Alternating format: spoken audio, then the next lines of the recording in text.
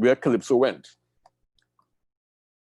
Before I say what I want to say about it, let me hear some of your views about Valentino's Calypso, where Calypso went. I heard Valentino on his own. He was talking about it. Calypso dying. He spoke about the first Calypso tent in 1921 with Railway. But his own wasn't so encouraging. It was more the negative view of Calypso, from what I understand from it. All right. He talked about rum and Coca-Cola. Like everybody, to me, since I listen to the Calypsos, you hear a lot of Calypsonians mention the rum and Coca-Cola got famous. So I don't know if it's a bittersweet moment for Calypsonians or something. All right. You all got the lyrics, right? No. No. So, Christian, you didn't see any lyrics to them? It's on the screen. We now get it. But I didn't want to I didn't want to straight on the screen. I want you all, hope you all had it to look at when the song was being sung. Christian.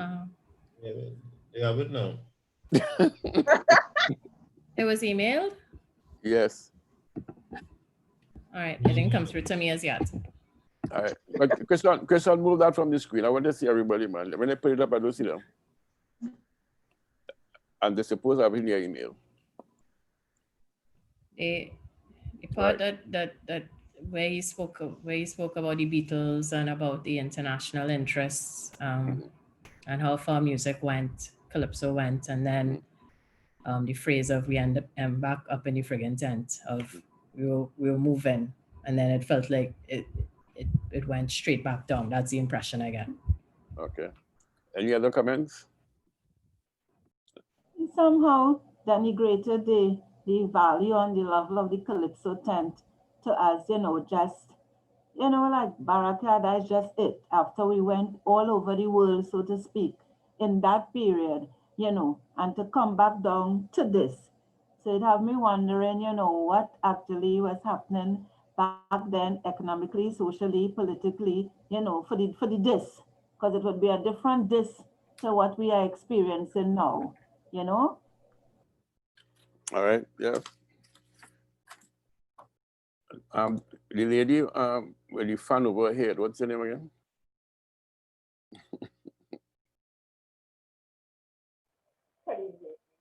What's her name? My name is Kadim. I'm not hearing you, man.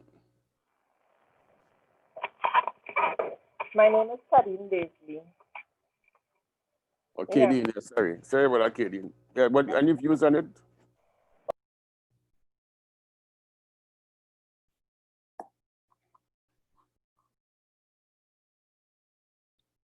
Katie, you mute your mic. I'm not hearing you. Oh, sorry about that. I was saying I didn't hear this song you're speaking of. Okay. All right. Yeah. Okay. All right. Miss Nevison, I'm not hearing you today. What happened to you? I'm not hearing you today. What happened? No comments on the two songs? The first one I didn't hear too well, but the second one, where did Calypso went? Yeah, he was just talking about certain things that were happening, and there's a shift in where he was saying that like Calypso on a slow decline. That's basically what I got from it. Didn't hear it too well. I was having some audio issues. Oh, okay. Marie?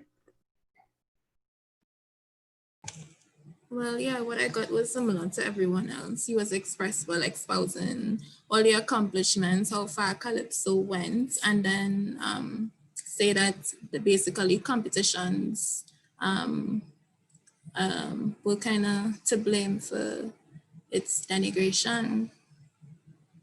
All right. This is Abraham.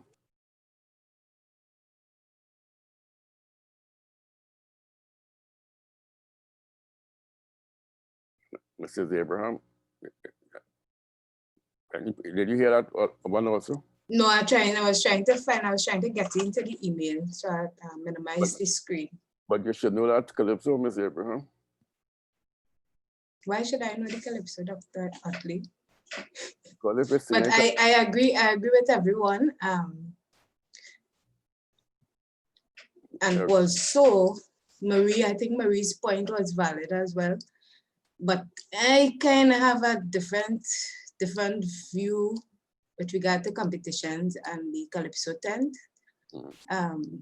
But I agree with everyone with regard to it reaching somewhere and then coming back to nothing. And I think we could do more to push it back to where it was, basically. Okay, Lizanne, any comments? I basically kind of gathered the same thing about the Calypso. Nothing else like.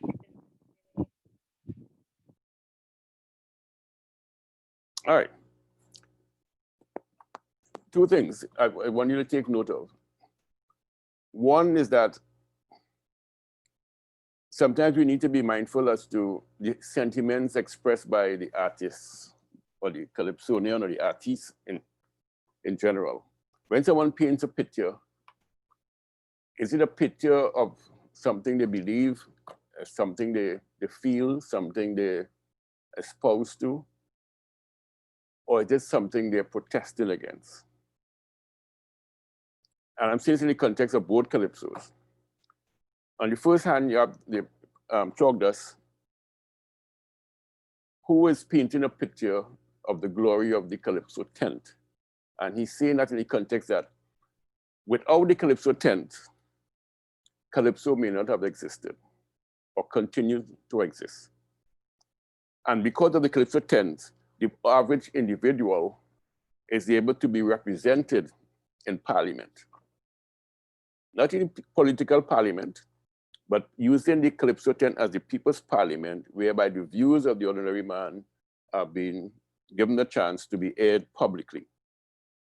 So Chocolate is saying the Calypso tent, without it, the poor man, the average man, will be more oppressed and suppressed in terms of representation in the politics of the nation. On the other hand, Mr. Valentino is saying, we have done all these wonderful things throughout the world. We have captured the imagination of the wider world. We have captured the imagination of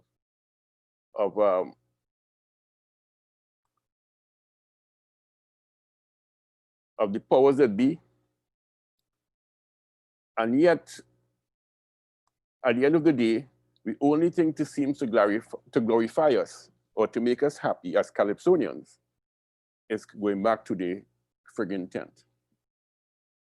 So right away, you get a different sense, a different essence of what Valentino is singing in response to Chalk Dust. As far as Valentino is singing, they should just close down the tent. Because the tent is, in his view, and from his lyrics and his perspective, is really retarding the progress of the artist. So that he's saying you've been to Hollywood, you've been to the White House, you sell $1 million in worth of music. You assisted the Beatles and reggae and all these glorious things, and your only glorification seems to be singing back in the tent. And added to that, he's also saying, how do you now shine is by ending up in the Marsh Grass show. Now, could one assume, based on the lyrics presented by Valentino, he's bitter, he's angry, he's upset, he's disappointed with Calypso? I think it's more disappointment. I think it's more disappointment than anything else, because I mean, but Valentino, his contributions to the art form has been tremendous, and he's still doing it. So I don't think it's that he don't like it, or he vexed with Calypso, he vexed with the fact that the tent exists. I think he's just disappointed in the fact that we're not doing anything to get Calypso to where it needs to be and stay where it needs to be, even go further. Okay, and if I take your perspective, and what is Valentino doing about it? I was just about to ask the same question, Doctor. No, because if you're a practitioner and one of the big positives about that Calypso is his accurate description and history of the progress of Calypso. This is a thesis on its own, that Calypso. What I will probably take 350 pages to put down in a book. He has skillfully done it in 4 verses. And he has captured all of the main events of the Calypso. So on that note, the value of that Calypso is worth more than anyone could really talk about Calypso and its history. Agreed. But the sentiments expressed, and I must say that had it been another artist, I would have said, well, it's probably the writer's view and not the Calypsonian's view. But in this case, I'm aware that Valentino is the one who wrote it. So it's not like another artist singing somebody else's song. It's his song. And I'm saying, could we separate the sentiments expressed in the Calypso, especially the negative ones, from the history of it, and say, okay, he might be upset or disappointed or whatever, but the Calypso itself is good. Could that separation be made? Or without those sentiments expressed? For example, had he taken out the lines and then back to the friggin' tent, if we remove that line, would that give a different impression to the art form, to the Calypso? He says everything else, but just leave out that line and then back to the friggin' tent. Feels like he owns it when he uses that statement, and if it feels personal, as if he's speaking about what his sentiment is about it. So to leave it out would to have it very neutral and generic. And I think you want to hear an artist own their music and to sing what they feel, whether and it helps that he wrote it, so we know that it's personal to him. Okay, and the same thing with Chogda's Calypso. Where Chogdas is saying, with all the car and money and thing, all they giving the politicians, that doesn't matter to me. All I need to do is to sing for the people in the tent. So yeah, so in both cases, there's ownership. One is a positive kind of ownership, and one is almost a ownership of this card or disregard. Whereby, yes, I want it and I own it, but why must we end up back in the tent? And that's why it is so important today, and for the next couple of weeks, I'm going to try and show how important this institution is, not only to the art form and Calypsonians, but to the society in general. So that, yes, we can spend some more time with both Valentino and Chogdas, but I think time is of the essence. So what I request of you is that when you have more time, play the songs again, play the Calypsos again, listen to them, try and take some more information in, because as I said, Valentino's Calypso really documents the history of the Calypso art form, and you should become familiar with it. It really is a thesis on the Calypso art form. All right. Can I ask a couple of questions, just 2 questions? Sure. So the first question is where, because I hear people kind of make reference to where Calypso should be. So I suppose the first question is, where should it be? And the second question is, I guess more directly to the 2 songs, I suppose, do we honestly believe that the Calypso tent is as good as being in Hollywood, or do we believe that no, Hollywood is definitely a better place for me to be? I just think that's a question for people to kind of mull over. Yeah, good questions. Anyone want to address them?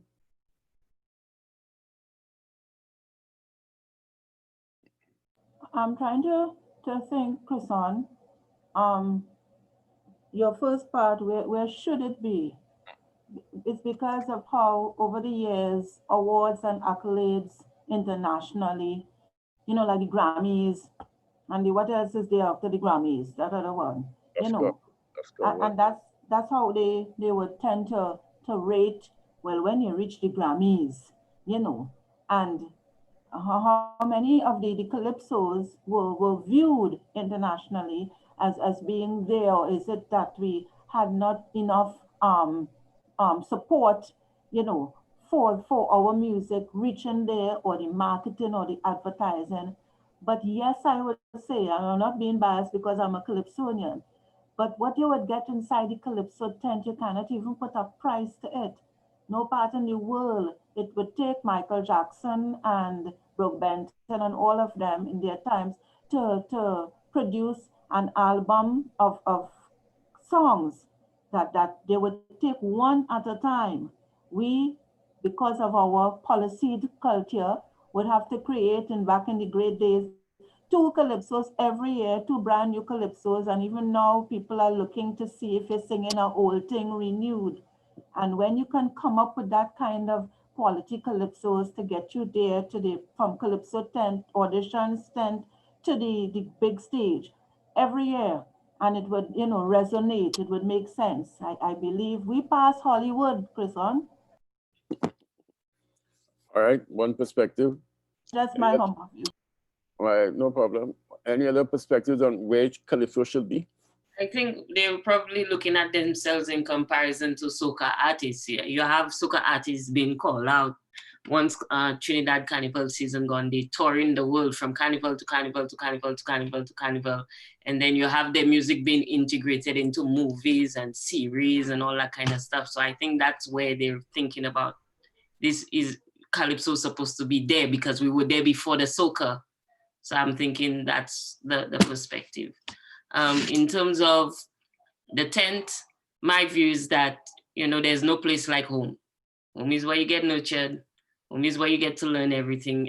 There's certain things you support you will get at home that you will not get outside. And to me, it's kind of like a prodigal son kind of thing. You always have to come back home at the end of the day. So you're referring to the tent as home? Yeah, the tent is home. You'll always be at home. You'll not get that kind of nurturing anywhere else. You could take Calypso and bring it to Hollywood, but will it get that kind of nurturing that it got in the tent at home? No, you will not. They will try to change the thing to suit their, you know, different agendas. At home, you could be who you are, and everybody will accept you just as you are. But okay. I don't know. So you're just in Valentino's perspective then? Yeah, I don't agree with him. I mean, there are certain things that can be accomplished with the tent. I just think is just the management at the end of the day. I mean, it is what it is. It is what it is. And Christian, your second question was what, where it should be? Yeah, I think she addressed the both. All right. All right. Christian, if you put up the PowerPoint now and we spend some time going through, take notes. It's going to take a while because it's very exhaustive in terms of the information, but I'll try to go as slow as I humanly can. Slideshow.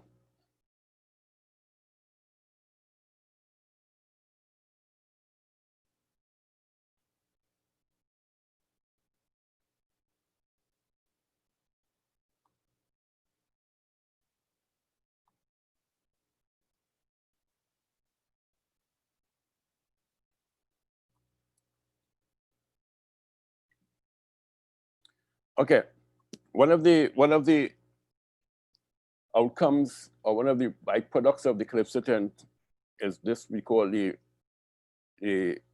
vocal recordings of the Calypso. And one of the first things that the Calypsonians benefited from in relation to being in a Calypso tent was the fact that the tent afforded them the opportunity to practice and become professionals, and thereby afford producers and record managers to invite them to be recorded in North America, in Europe later on, and most importantly at the time, in Hollywood. So I'm going to spend some time going through these slides to capture that whole progress, that whole movement from the Calypso tent to outside and back. Next. Well, before I go, this label here is one of the first recording labels of the Calypso. And if ever you go by your granny or your auntie or your neighbor and they train out any kind of records like these, just collect them and call me. I will come for them. I will save you the hassle of taking them down to the beat or anything. Okay, so anytime you see anyone with old recording labels, just call I. All right, let's go, Chris. There's another one. This is the label of the first recording of a vocal calypso, which is done by the Victor Recording Company in 1914. And the singer was, his sobriquet was J. Julian Resigna. And in those days, there was a number, rather than a barcode, there was a number placed on the record. And this is what it is here, 67362-8, I think, or -B. It looks like 8. A Victoria Recording Company, and we'll talk more about the Victoria Recording Company as we go along. Just remember two things. 1912 is the first calypso, but it was an instrumental calypso. Sung by, not sung, but played by Lovey's band, and the name of the calypso was Mango Bay. 1914, it was the first vocal recording and was done by Julian White-Rose under the sobriquet J. Resigna, but we'll get more of that information as we go along. Whilst you're on recording, the first jazz recording was done in 1915. I just want to make a point about that. So Calypso music was recorded before jazz music. Okay, go ahead.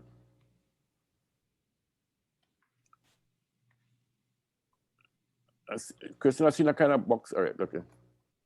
So in that first recording of vocal Calypso music, they did 6 recordings of Calypsos.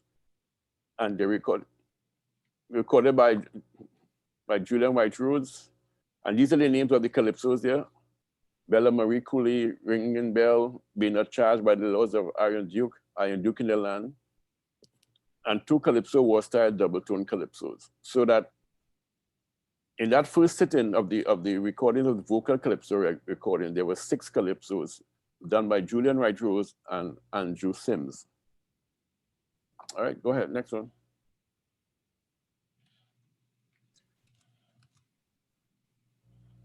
The name of the Calypso, the first vocal Calypso was Iron Duke in the Land. It was a double-tone Calypso. The name of the Calypso was Henry Julian or Julian White-Rose, who sang under the sobriquet of J. Resigna. So anybody asks for the first vocal Calypso, it was Iron Duke in the Land by Julian White-Rose. Next. Okay, and during that same recording in 1914, Jules Sims recorded 2 Kalinda songs. So native Trinidad Kalinda, Jules Sims 67377-8 under the Victor Recording Company label. Go ahead. Just a picture of the Duke of Iron, from the 1950s. That's the whole colonial style of how they portray the Calypsonian with the straw hat and the pretty shirt. And I see Christian in a shirt like that earlier. Nice. They're still doing movies today. I see Christian on a boat ride with one of them on. Go ahead, next.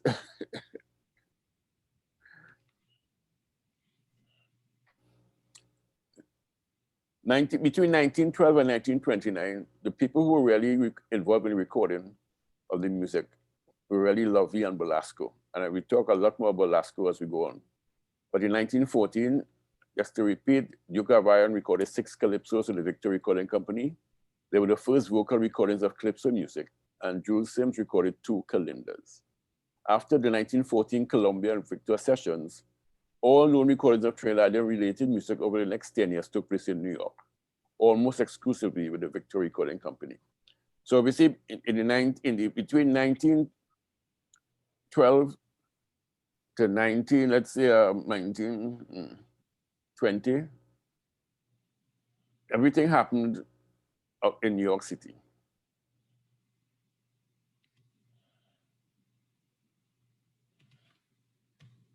So after the local recordings, everything else took place in New York City. And I'm going to show you why in a few minutes. Another picture from the album of Duke of Iron sings Calypso. You see the whole Caribbean island style. Coconut trees, the sea, the palm trees in the back. Right, remind me of a garden I used to have. Go ahead. The Calypso itself, in Duke in the Land, consists of a chorus sung twice, followed by 3 verses.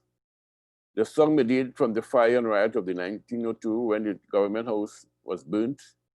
The Calypso is also a song of self-praise from the domain of the fancy bands that dominated Carnival in the early 1900s. So in terms of describing what kind of Calypso it is, they're saying basically, it's a song, the historic nature of the song is that it may be from an incident that happened around the Red House, and also a song whereby the Calypsonian is praising himself and the music band, the fancy bands that he was aligned to in that period. Okay, so that's just a brief description of what the song is about. Now, this is where we come to the Calypsos being sung and being recorded in New York City after 1914. Most of the vocal recordings of Calypso in the 1920s was done by vaudeville singers such as Phil Madison, Bill Rogers, Sam Manning, Johnny Walker, Noddy Scott, Stacey, Slim Henderson, and Ralph Fitzcott. Why? Because after 1914, when they decided to do the recordings in New York City, Calypsonians did not have the necessary financial ways to go there. They didn't have the requisite passport and all the immigration issues. And you found that it's only when Gomes in the 1930s decided to become involved in sponsoring Calypsonians to go to New York to record, that Calypsonians did the recordings of their own work. In other words, Madison and Rogers and these guys, they weren't Calypsonians, but what the record producers did, they used them, because some of them were from the Caribbean, they used them to sing and record the Calypsos that they heard in the Caribbean.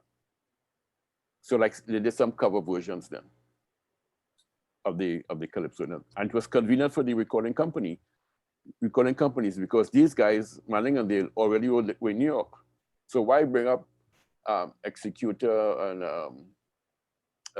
Lord Heisenhower and these guys to New York to sing a song that Madison they could sing? You don't want anything too authentic. You just want to capture the mood and and sell the record under the label of its Calypso. So that is one of the important things of the vaudeville singers. They helped in recording the music of the Calypsonians in the 1920s. Next. So between 1915 and 1927, most of the Calypsos done in New York were made by non-Calypsonians. Trinidadian Calypsonians experienced many challenges attempting to migrate to New York, which was the only place where vocal Calypso music was being recorded.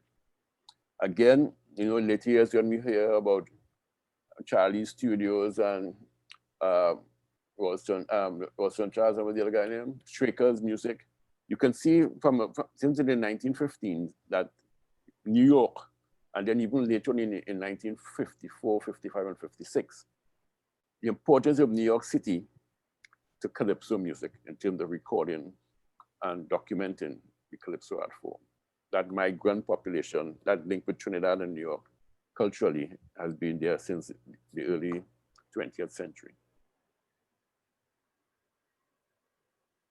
That's a picture of Sam Manning, one of the people, vaudeville singers who did most of the recordings during that period, 1915 to 1927. the art for it between 1921 and 1923. Three comedians, Johnny Walker, Phil Madison, and Sam Manning, all traveled to New York to record popular calypso such as Argus Paper, My Neighbor Next Door, The Carony Swamp, and Ronnie Run, Kaiser William, Amber Kyla, Baby, Bacchanal, and Sly Mongoose. All popular calypsos at the time, but it's cheaper to have somebody else record it than the authentic calypsonians. So cover versions of calypsos have been there since then. Go ahead. Oh, that's a picture of a very important gentleman, Mr. Gerald Clark, who was who provided the orchestrated music for the calypsonians when they were recording in the studios in New York. He had a band called Caribbean Serenaders Orchestra, and they did a lot of recording in New York City of calypso music.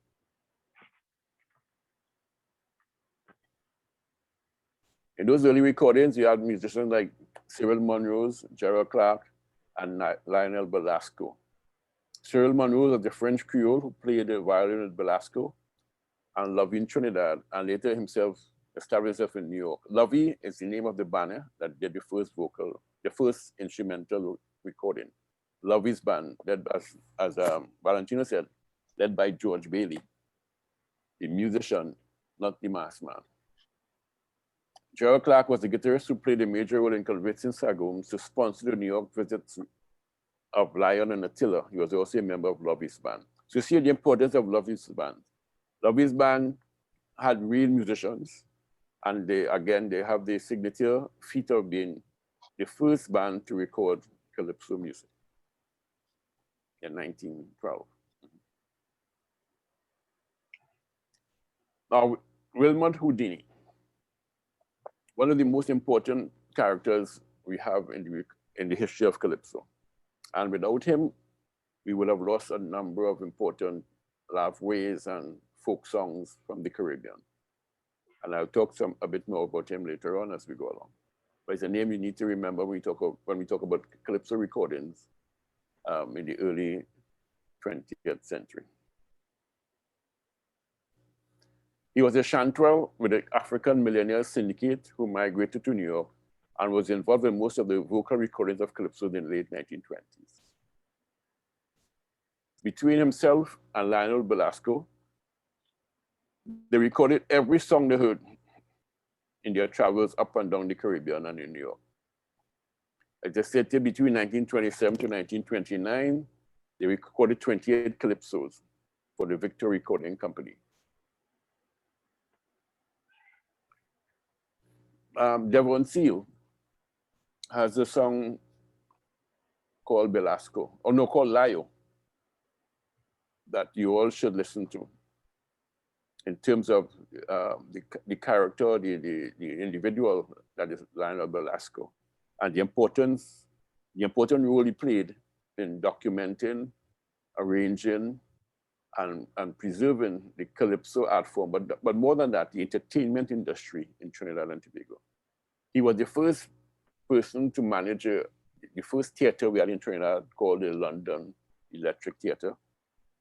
And he was the manager. He was a pianist of note. He was a Sarah boy in the days. He traveled up and down North America, the Caribbean, and Europe. And he was a businessman, something in the vein of William Monroe in terms of promotions, and William Monroe, like mixed up William Monroe, the Ward brothers, and Randy Glasgow, and those kinds of people. He was in that, he was maybe a little more sophisticated than they were because he was a musician. But in terms of his contribution, and then later on, you had his involvement with Lord Invader, and having won the case of the Roman Coca-Cola case in 1945, 46.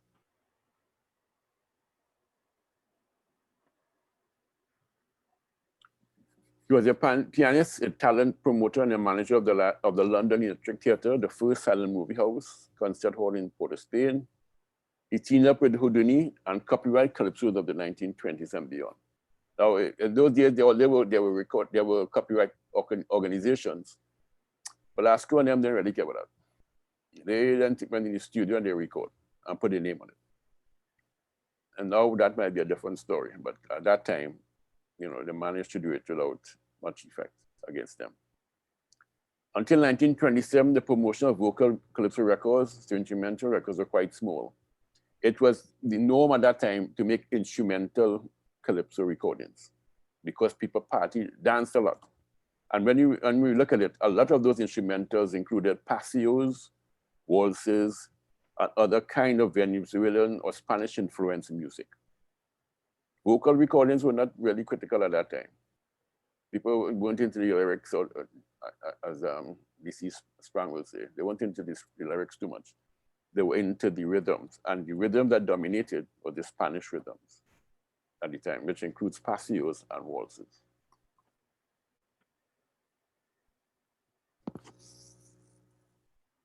Houdini contributed immensely to the recording and the preservation of Calypso and Calypso music.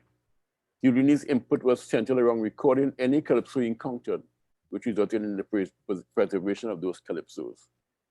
Without Houdini, there are melodies, songs, verses, and phrases that might not have survived had Houdini and Velasco not used it.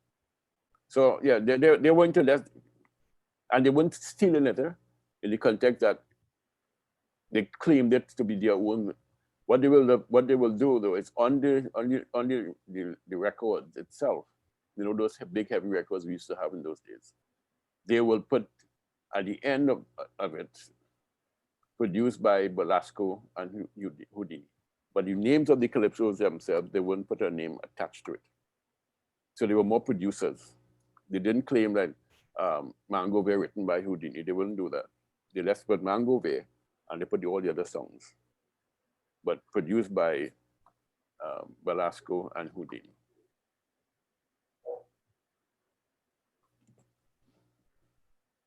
Throughout most of the 1920s, Velasco and his colleagues longed for the skills of a real Calypsonian to assist in recording Calypsos in New York. Wilmot Houdini answered their prayers, so that apart from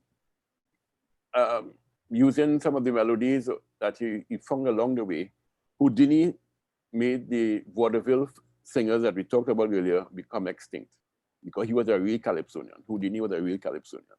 So once it became available in New York, Sam Manning and these guys who were recording before, and they kind of lost their work. They got retrenched. Because here we had in our midst a real true Calypsonian in Houdini. He was a chanteur with the African Millionaires syndicated in Port of Spain. And between 1927 and 28, he recorded 20 vocals with Velasco for the Victor Recording Company. And you know, and that is one of the proficiencies I want to talk about. I think Shirley mentioned it a while ago, whereby every year the Calypsonian records 2 new Calypsos. And if you go back to that slide, Chris, the one before, you will see within a year, Houdini recorded 20 Calypsos in one company. Now, even in that time, that was madness. Now it's crazy.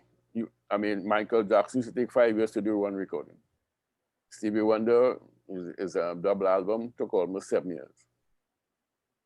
And what the point I'm making is that it's a cultural approach, though. There's nothing wrong with taking 5 years or 7 years or doing it every year. But it's just how the culture has been designed and formulated. Okay. Yeah, that's a jacket impression of Houdini. And with the Calypso of New York City. No one really takes much claim to fame for that, but at the time it was good marketing strategy. See that all the recordings were being done in New York.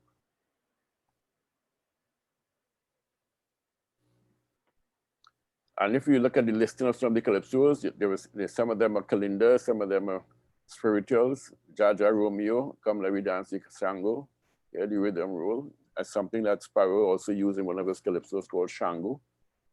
Tell the Population, Big Man, Sweet Man, Daddy by Day. In the Days of Canboulet, Hit and Run Away, Good Night, Ladies and Gents, a song that was later recorded with Mighty Growler and these guys.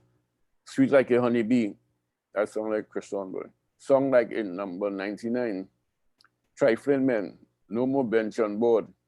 Now that's an interesting song, if you hear the lyrics of that. It has a lot to do with the days of when hotels were beyond the average man in Port of Spain. And the Savannah benches became very convenient for the average man.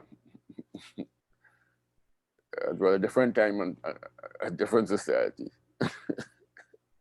Sweet Papa Willie.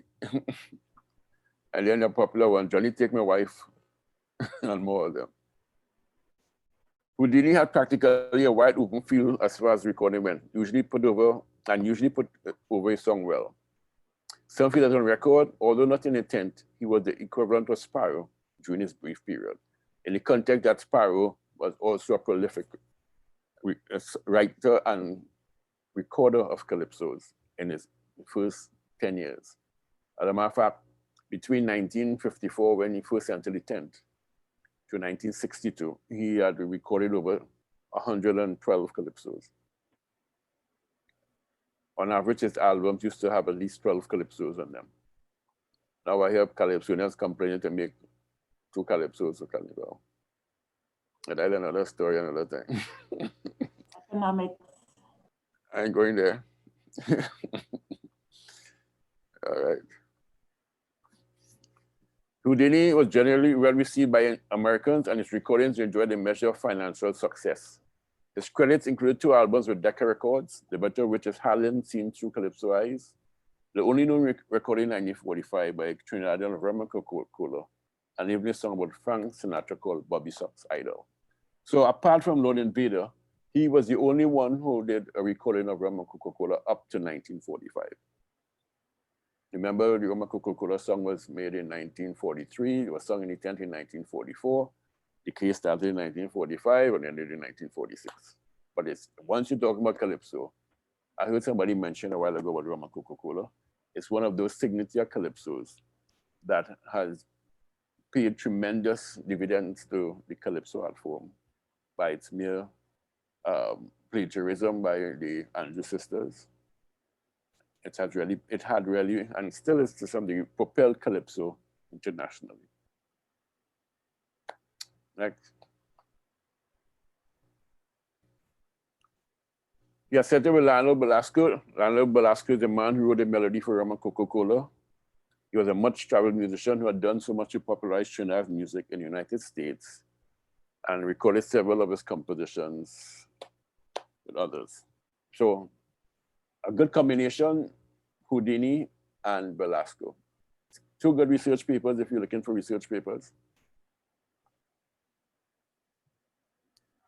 Prior to the years preceding the Great Depression, which was the 1920s, Belasco, Clark, Montrose, and Houdini as a group recorded a quantity of calypso that was unsurpassed until the era of the Decca recording of the 1930s.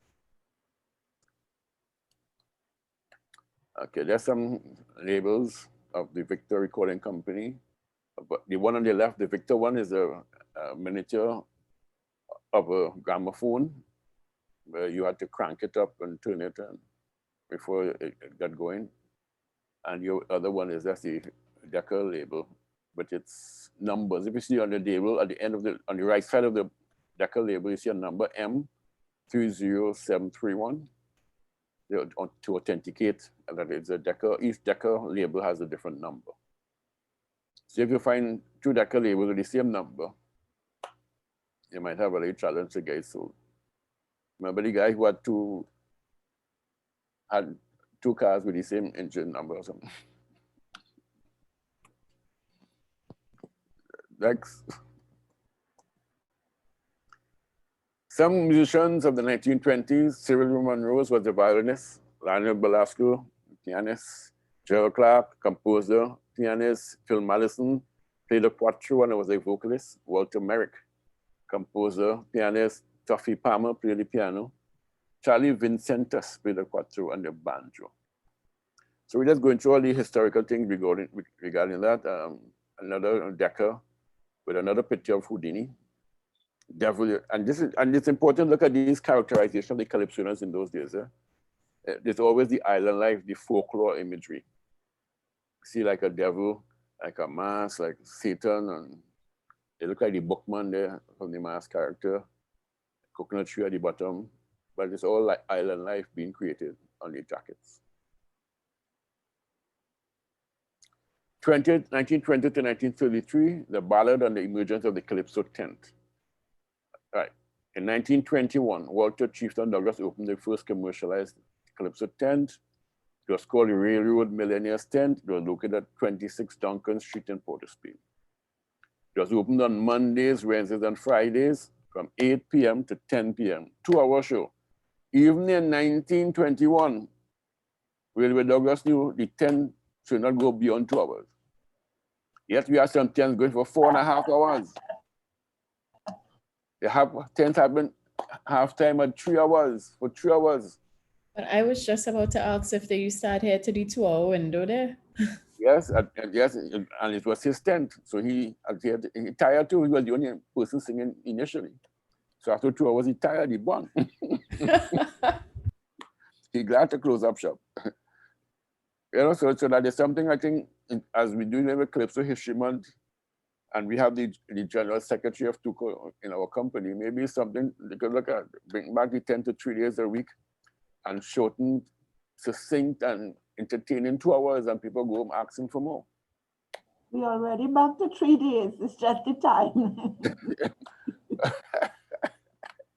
But then we need to go back to the 10 quickly before we end up to 1 day. So think about it. A picture of Walter Chieftain Douglas, the pioneer of the commercialized Calypso tent. His Calypso was a basic oratorical with his singers reveling in the use of the English vocabulary. His contribution was a narrative ability. He carefully plotted his stories to emphasize crucial details as well as heighten the element of suspense. He interposed his own comments into the song and delivered the song in an intimate, reflective manner. He also employed the major keys in his calypso. Yes, one of the major things is that he moved the calypso away from the minor key to the major key. You have to remember that. Two things he did initially. Excluded extempo from the tenths and changed the key from the minor to the major in the calypso.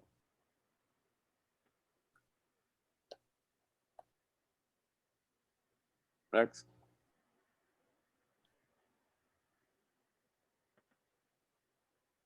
Okay, that's a graphic display of the early Calypso tents with the bamboo benches and singers behind the platform, behind the barricade. Now, there's some discussion as to what the first person to sing a Calypso in front of the barricade.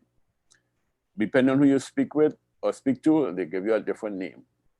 Again, because of the folklore, I don't want to call any names, but some artists claim they're the first, others claim other people are the first. So. But it's an important advent in the Calypso history and the tent history, whereby one of the reasons why they all sang behind that barricade was because sometimes they all wore the same jacket. They could not have afforded jackets, but it was the norm. You don't go on the stage unless you dress in a jacket. And so they will have a jacket hung up there. And so you can't really see if it's fitting well. If somebody Christian size wear the jacket and then somebody my size wear it wouldn't make a difference because you wouldn't see. It might fit Christian better than it fit me, but it's still, you know. Dr. Daddy spoke about that at the Odeon Cinema in Sawa there. Mm-hmm. The first time he went to a Calypso tent there, and he noticed that the Calypsonians came out in the same color jacket, but like sometimes the sleeves didn't always reach down to the, the wrists, and some are not understanding that as they went backstage, they were changing it for the next person. Yeah, it was one of those things. Yeah. But again, it was to adhere to the colonial order that when you're in public and you want to look officious, you wear a jacket. Follow the realm of the jacket men that we talk about in the backyards.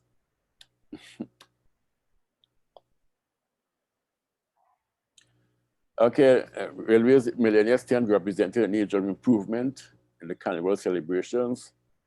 He began by producing a one-man show which could last for more than 2 hours.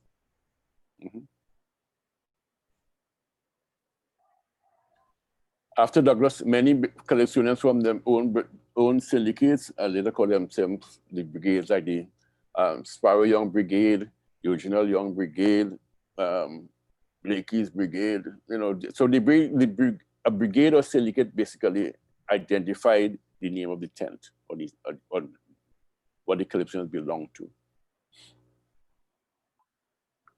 The business of the tent resulted in an emergence of a younger generation of Calypsonians such as Executor, Attila the Hun, the Roaring Lion, the Growling Tiger, Lord Pretender, King Radio Invader, Beginner, Destroyer, Lord Caresser. Again, these are the guys from the 1920s and 30s, late 30s, who did some of the early work in the Calypso tents. The first official Calypso king of Trinidad and Tobago, Growling Tiger, 1939. And that competition was held at the Princess Building grounds, which is now where Napa is located. So it's a very historic site there at Napa. Attila the Hun was a counselor, one of the first Calypsonian to be officially involved in the politics of the land. City of, Port of Spain counselor for a number of years. Sagaboy Lion, who was a businessman of note, traveled to London and to the US. One of his songs, Ugly Woman, was used in the movies in the 1930s.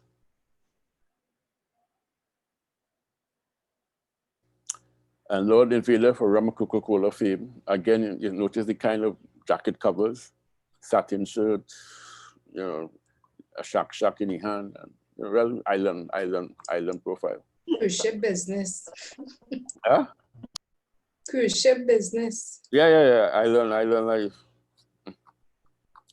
I like the bow tie. A Pretender, also from that era. But he came third in the first Calypso competition, official one in 1939, and passed away in 2002, I think. King Radio, big name in the time, in the 1930s, and there's a 3-pack CD. Did I tell you all about it? Called Christian Everett nearby. I seen it one. Is it Calypso through the decades? It's a No. 3-part. Hold on, let me get.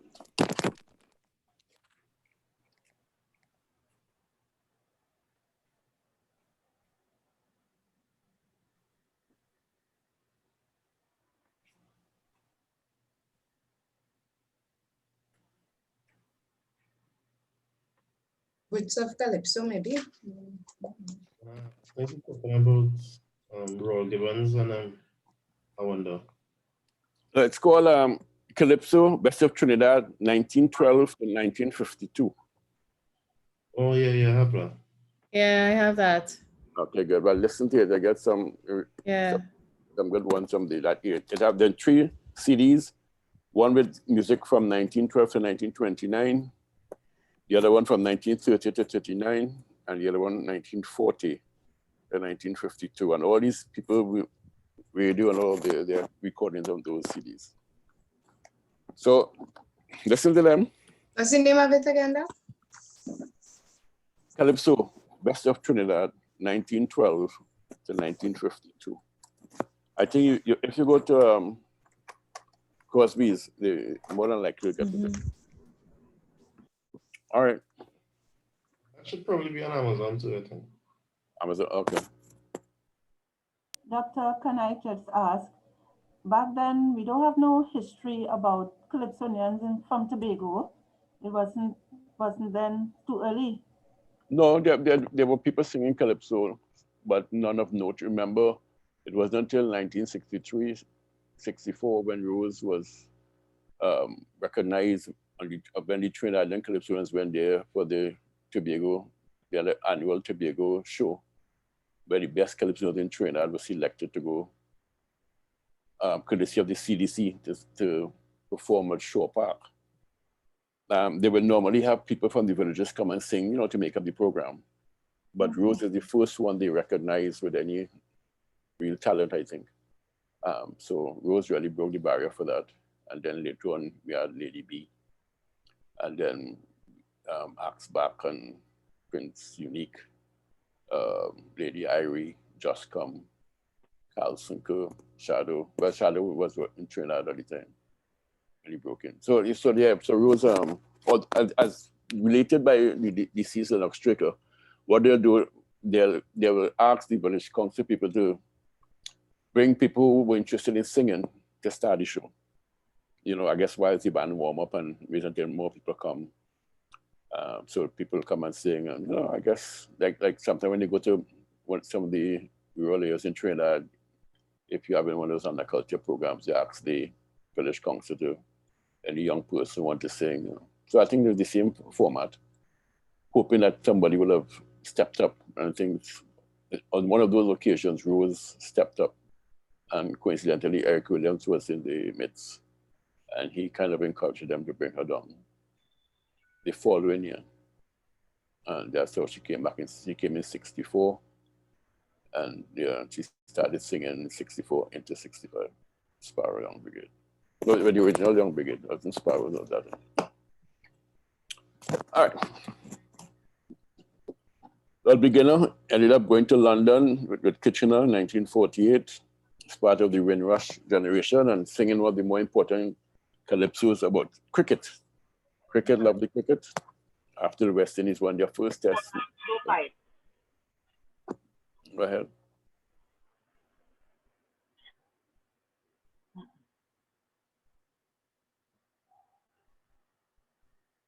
Stick.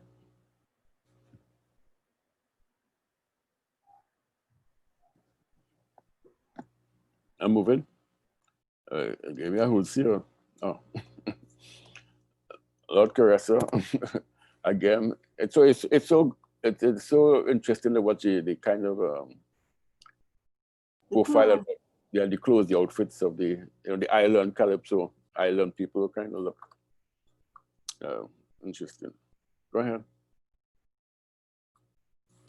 All right, an important aspect of the tent was the idea of the Calypso duets, where between Attila and Executor, and a number of them would sing particular kinds of songs together. Now, and later on, you had the Calypso dramas, like the divorce case. And if you're all on Facebook, you'll see over the last couple of weeks, I've been putting up some postings on Calypso dramas in the Calypso tents, where we had the original Young Brigade tent. It's Paro. They had a number of them. They had at least 9 every year. They do one. The Manu Benjamin story. They did Stella. They did Mr. Prospect, the song that Sparrow sang on, Wave Your Battle like Mr. Prospect, and a whole series of them. But it was a time in the Calypso tent whereby, as an added attraction, you had people singing duets, you had drama being acted out, you had steel pan, you had limbo. Nowadays, boy, you go to the tent, you only hear song. And some of them songs not worth to be in the tent. Unless you go divas. I don't want to be biased, but I mean, it's the only tent. Yeah. That's nothing. I'm one of the original divas. Yeah. All right. Let's go ahead and Chris before I get in trouble. 1933 to 1945. This was a glorious period. Why? Because Attila and Lion toured New York and Hollywood, recording with the American Recording Company, appeared live on radio. With Rudy Valley, photographed with Mae West. Lion's ugly woman was featured in the movie Happy Go Lucky. And a whole number of things that Valentino spoke about happened between that period, 1933 to 1945. And I guess that is what upset him, that here we are all in these important places and doing all these nice things. But I was wondering if he's saying though that, you know, we should just continue doing those things and not consider being in a Calypso tent. Then how would they hone their skills? How would they continue being prepared to be entertainers? Because that transition from just a singer to a Hollywood movie or to Apollo to perform, the tent prepare them for that. Yeah, but to entertain who? We mean who? If the tent is empty, who are you preparing to? The tent is empty. Oh, you mean no, but that's a recent phenomenon. That is over. I don't think it's more than a decade at a time. Yeah, but you're discussing Valentino. Yeah, what I'm saying, I'm discussing him is that his song was made in 2005, I think, and the tent wasn't empty at the time. When the song was made, it was still a full house. I think he might have been referring to more of the other negative backstage isms, you know, the little jealousies, the this, the that, you know, the fighting for supremacy and space, more than the audience attendance. Okay, but I wonder too. He has had his fair share, I should say, of bad luck in terms of that he's elected, and I wonder if he had won a Calypso Monarch competition, if he might have written the same song. Because to me, there's a great sense of hurt and disappointment in that Calypso, personal. Yeah. And especially as it relates to the tent. All the other things are good, all the other things are glorious and true and correct and accurate and glorifying Calypso. It's just the tent that seems to be his major target. But we'll talk about Valentino as we go along. He also targeted the competition, to be fair. Well, yeah, that too. Well, yeah. I'm saying if he had won one of them, if he would have been okay, because he, you know, the general public is of the view that on many occasions he should have been selected at least to appear in the final, and he never was. Or I think only twice he made it, the Skinner Park, and once to the Marsh. I'm not sure about it once, but I think, but no, Skinner Park for a couple of times, but 3 or 4 times. Anyway. Yeah, and ironically, he's a part of the management, you know, team at the Calypso House 10. So, you know. Yep, and you see all these young bats coming and showing up in the face. The monarchs. Men who can't write a line, that's according to him. Anyways, importance of Sagoms. Again, here we have the Portuguese involved in the promotion of culture again, just as we had Facua in Pan and Albert Gomes in Pan. Here we have Sagoms in Calypso. He was an agent for a local agent for Brunswick Recording Company. And it was Gerald Clark, who we saw a while ago, who convinced Sagoms to invest money sending 2 Calypsonians to New York to record. Those 2 Calypsonians he chose were Attila the Hun and Lion. And later on he chose Executor and Caressa to go to New York. Now, the readings I'm going to give you later on, it will have some dates and times. I think he sponsored 3 or 4 trips of Calypsonians to New York, so that you need to identify the Calypsonians and the years in which they went to New York to record. That's something you need to know. Here he is in 1937 on the right. I guess giving some guidance to Caressa on the left, followed by Attila and Lion, and the person in the back is Executor. 1937. This was probably the 4th trip that he was sponsoring. Again, look at the attire of the Calypsonians.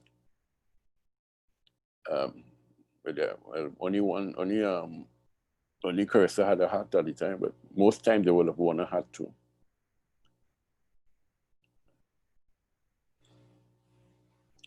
In 1934, Lion and Attila recorded 24 calypsos whilst they were in New York. And that signaled resumption of recordings by practicing calypsonians both in and out of Trinidad.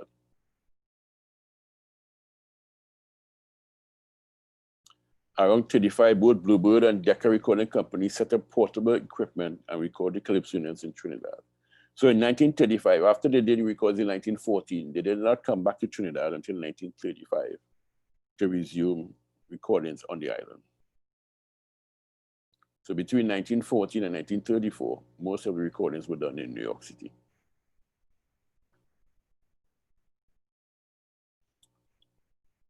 Again, two of the other, well, it's Decca labels, and to show again the label numbers, you see at the bottom of the right one, a Bing Crosby one, that's a song about Bing Crosby that was done by Lion. And you see the code at the bottom, 18142A. And then you had the Decca, on the other hand, by Lord Invader, M30731. So that's a reminder. Anytime you see these labels around and somebody want to throw them away, call me. I'll collect them. The Black Swan recording label. This was the only recording label by colored people.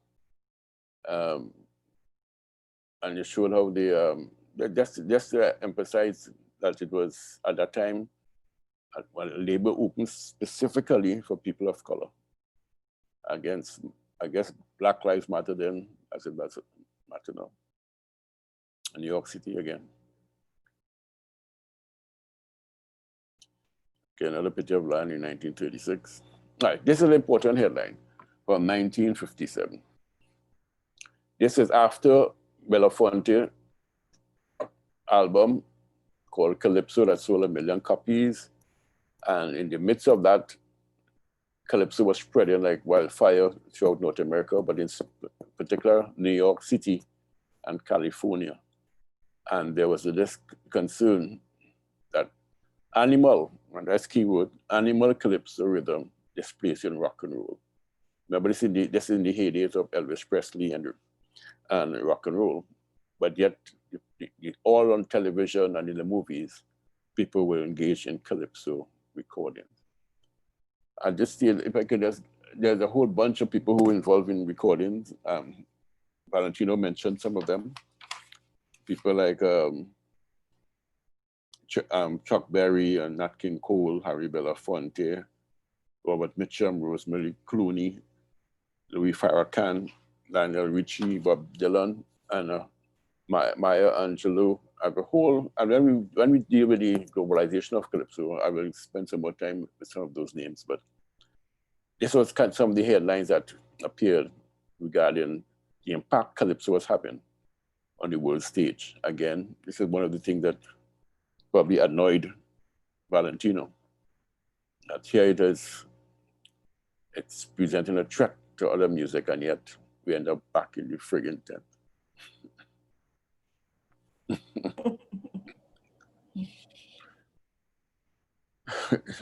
Calypso was heading to New York in 1935.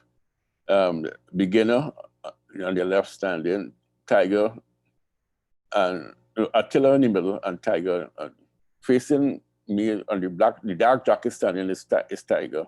Guy in the middle is Attila, and the one on the left is Beginner in New York. Okay, go ahead with just show that one. And this one, Calypso taking top place from New York's rock and roll. So another point being made about the Calypso's importance in New York at the time. There's some footage there. All right, Attila picked in City Calypso King for a year. That's a bit about the competition that Attila won. Tiger won in 1939. Attila was one of the favorites at the time.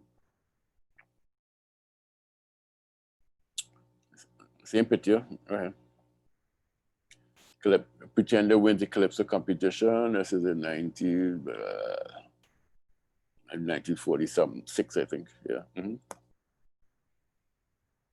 Oh, Attila named Calypso King for 46 season, so that would have been 45.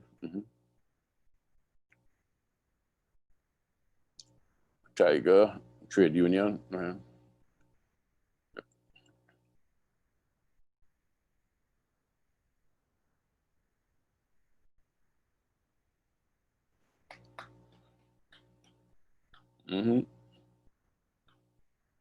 Spoiler, 48, 53, and 55, the mighty spoiler, royal wedding, bedbug, pick sense out of nonsense. Lord Melody, 49, 51, and 54, Monarch, Glory, Mama Glory, Jonah and the Bacon, Second Spring. Just a listener of some of the Calypso winners at the time. This one needs to be, well, it's Sparrow, 8 Calypso Monarchs. Last one being in 1992. And as you're aware, Chogdas was 1-9 Calypso Monarch, leading winner this time, at this stage, I should say. Lord Pretender, 1957, Que Sera, Sera. An adaptation of a R&B song. 1959, the first person to win a Calypso competition, singing 2 Calypsos. That's the mighty Striker. We won it in 1958. You know, sometimes when I go to 2 meetings and we had the arguments about 1 song or 2 songs, you know, I reflect a bit because in the early days, it used to be 1 song.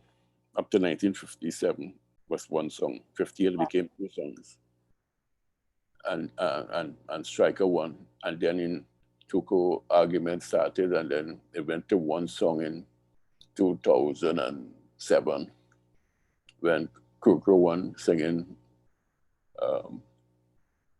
I won't let you know the song, but you not let people know when you're traveling or something like that. And then they went back to 2 songs in 2010, when Kurt Allen won. They went back to 1 song, then back to 2 songs. Maybe we should make 3 songs just and call it with it. Doctor, just to go back a little, all the elder Calypsonians talk about, they don't understand why the judge is not picking humor Calypsos because spoiler won. Yes, spoiler won, and Cypher won with humor. Yeah. Well, Duke won with plenty humor, yes. Oh, there 4 years he won with humor. 1 with a social commentary and 1 with humor. I guess you have to have good humor songs, I don't know. Yeah. And Terry Ann won with humor. Yep, a big humor song this year with Terry Ann. Terry. Terry Ann, yeah. All right, go ahead. Douglas, 61, the first person to really beat Sparrow in a competition. And then the next year, he lost in the independence to Brino. So he had 2 bad years, and because of that, he sang Robbie Redby, 1962. Mighty Bomber, 64.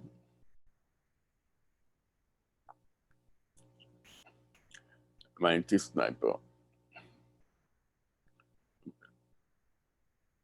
What? I'm seeing something. Please move this window away or something like that. What is that? Okay.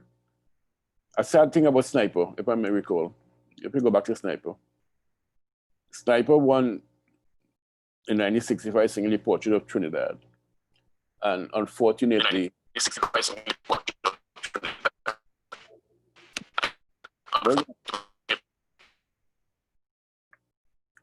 yes, unfortunately, he didn't experience the reign of his victory, because I think it was a month after winning the crown, he was sentenced to 2 years in jail for larceny, something involving the Lock Joint Project, and he was involved as a checking clerk or something like that. And the Calypsonians begged Justice Hayatali at the time. One of the headlines was that you can't have a king in jail. And they did all these petitions to the leadership of the time to not in prison sniper, but unfortunately he spent his reign in prison.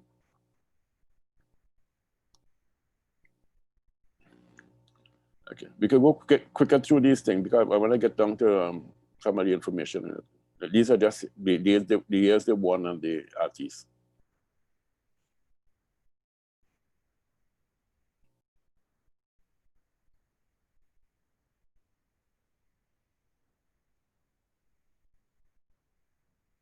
After a beer joggers. Okay, Rose. All right, as we on Rose, let me just make a brief statement on the woman. In 1935, Lady Trinidad joined the Calypso, the commercialized Calypso tents. And during that same year, Sir Gomes was sending 3 Calypsonians to New York to record. And it is stated that one of the Calypsonians had advised Sir Gomes, who was interested in sending Lady Trinidad to record in New York, that if he invested in Lady Trinidad, he will be wasting his money because she's nice, she's beautiful, she could sing.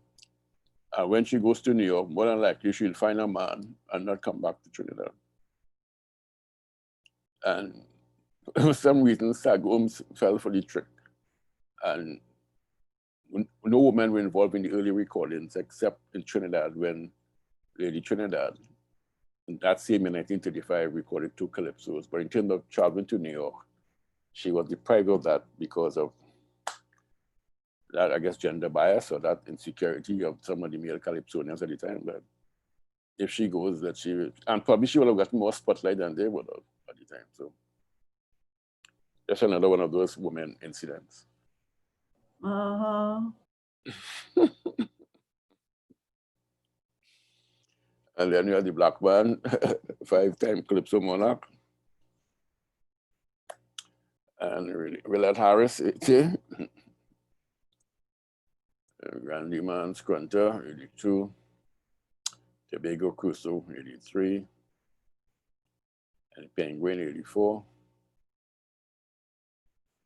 Everybody, 86.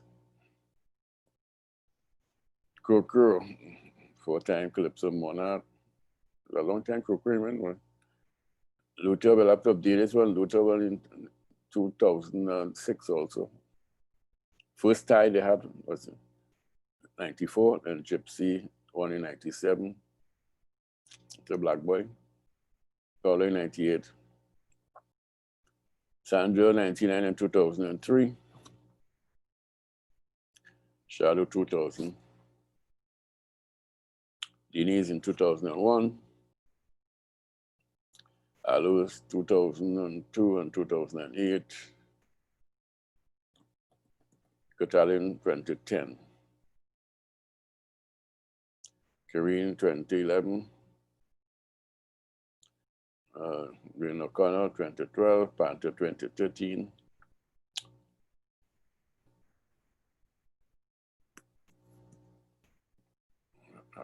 Okay. Go ahead. I just want to get you away from some of these profiles happening.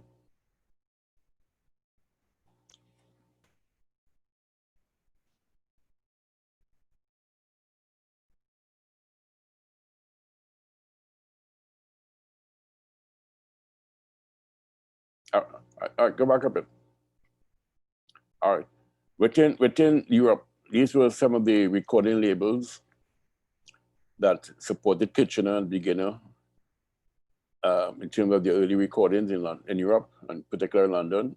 The Parlophone was Beginner, Melodist was Kitchener. Beginner also recorded the Melodist. So those labels are critical. Here we have Kitchener in one of the recording studios. On my left, the guitarist there, Fitzroy Coleman. Let's show who the other 2 guys were.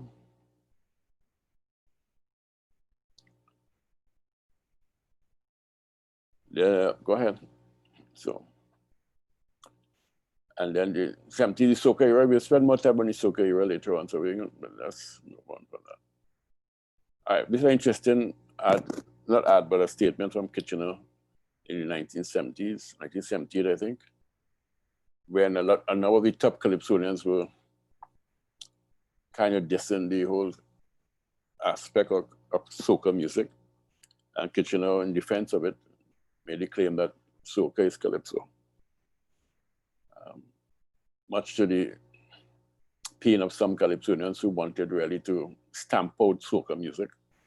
But if the Grandmaster says Calypso, well, they towed the line until they themselves became caught up. But that's also pointed initially Kitchener was not for it until 1977 when he recorded Sugar Boom Boom. That was the big hit in 1978. So with Sugar Boom Boom, a different perspective came to the fore. A lot beginner terror. No, I'm critical about this relationship, these two pictures together. Wasn't by accident. Lord Beginner Lord Melody and Belafonte had a very close relationship, whereas Belafonte depended a lot on Melody for calypsos, for phrasing of calypsos, for writing calypsos, and being his lyricist, I would say. And they both worked well together. Sparrow was also at one time part of that triumvirate, but Sparrow felt that Belafonte was not being above board in most of the financial arrangements, or Sparrow wanted more, and Sparrow kind of pulled away. And in his 1988 Calypso, that Sparrow sang after Melody's passing, there's a line when he states that something to the effect that he's asking Belafonte to give him the money he still owes to Melody. So it appears that there was some kind of financial dispute somewhere along the line. But Belafonte believed tremendously in Melody's output and input into Calypso and his performances.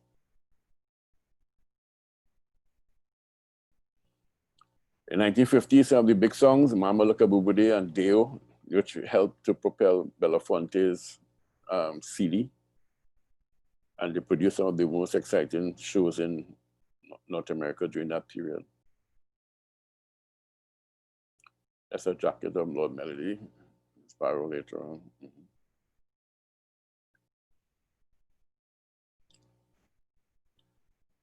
One of the, okay, go ahead. All right, go ahead. Yeah. Just to mention, Only a Fool Breaks His Own Heart, which was done in Holland, recorded in Holland.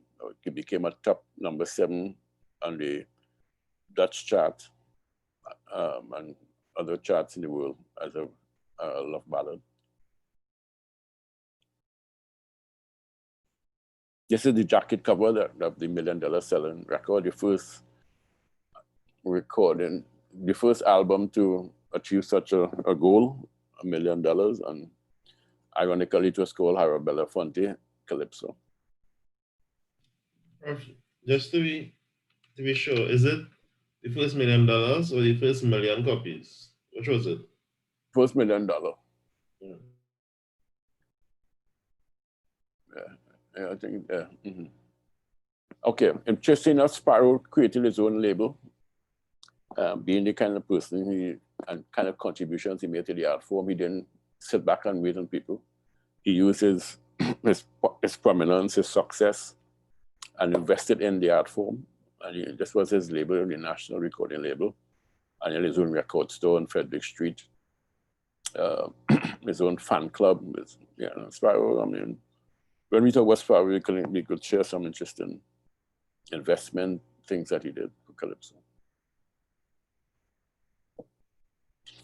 Congo Man, again, the ethnic look, the selling look. And if you read Roulet's book, My Whole Life is Calypso, there's a whole chapter on this song, Roulet's perspective on the Congo Man, where he's really kind of against Sparrow for making that kind of song. The Pope.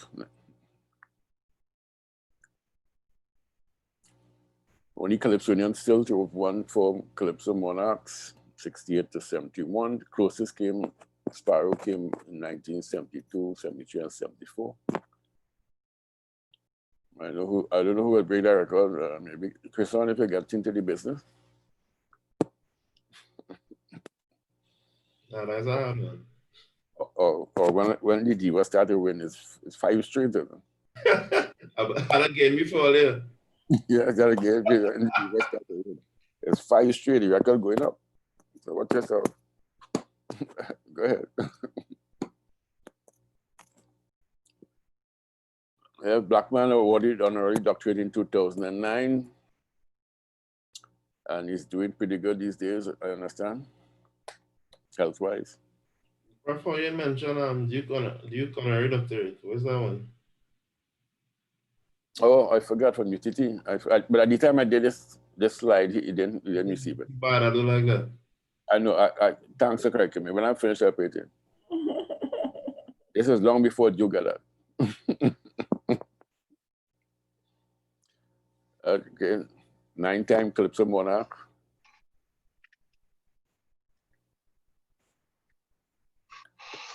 The inventor and creator of soca music, and also Jamo music. The love man of Calypso, and the queen of Calypso, Her Majesty. First woman to win the Calypso Monarch competition, which she did in 1978. First woman to win the road march, which she did back-to-back in 77 and 78. And the winner of the National Calypso Queen competition on 6 occasions. And we go to some soca artists in terms of international recordings. Who Let the Dogs Out by Anselm Douglas in 2000. Right, 20,000 out there. But 0. And Bunji Garlin for his song on the, what do you call that song again? Differentology. Differentology. Right. Mm-hmm.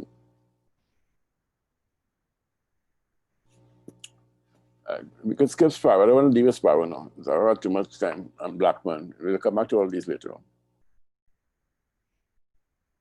Oh, go back to that other slide. Oh, right.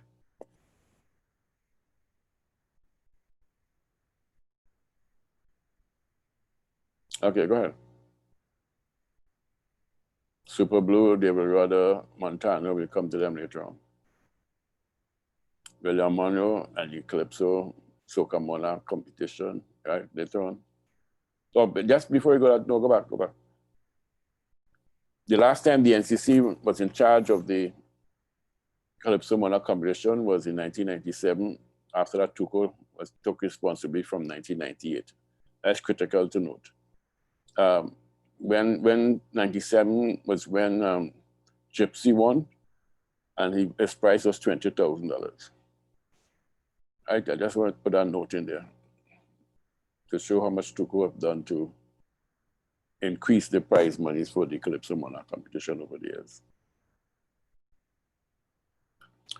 Sandra in 1998, as she said, I did this for a woman in Calypso. 2000 was a year similar to 2020, where a large number of prominent cultural people passed away. That year we had Kitchener passing away, Lord Rasho T.I., Sundar Popo, Beryl Mark Burney, John Three Canal Boy, John Isaac. John Isaac. John Isaac. We had Anthony Panton. Was something like what happened now in 2000.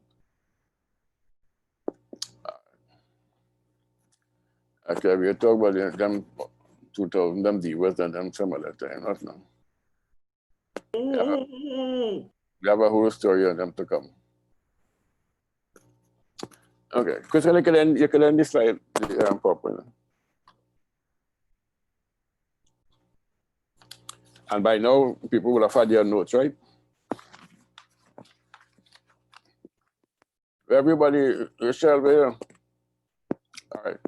Okay, I know it's kind of long, that was kind of long, but it's important that we go through that in terms of some of the historic information to follow up on what we heard from Valentino. I hope all of them fall asleep. Huh?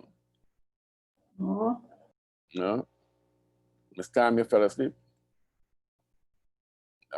Miss Young Cowie, you fell asleep? Miss Cowie Young, I should say. Huh? No? I'm right here. Okay. Lisa, what about you?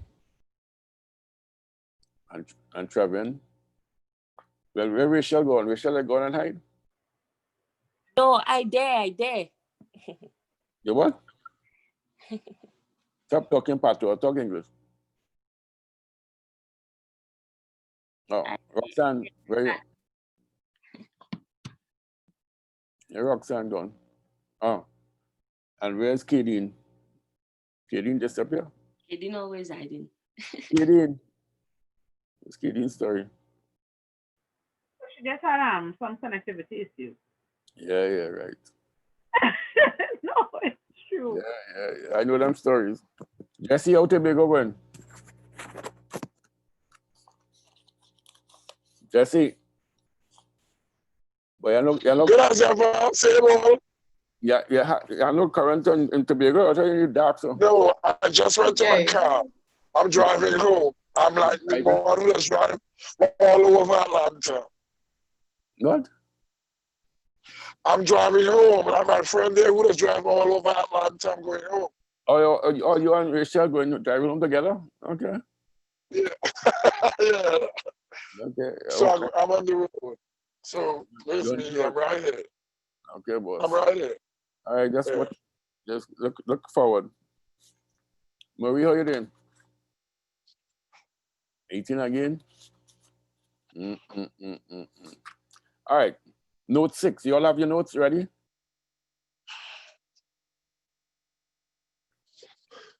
You all should have had it by now, right? Yeah. Right.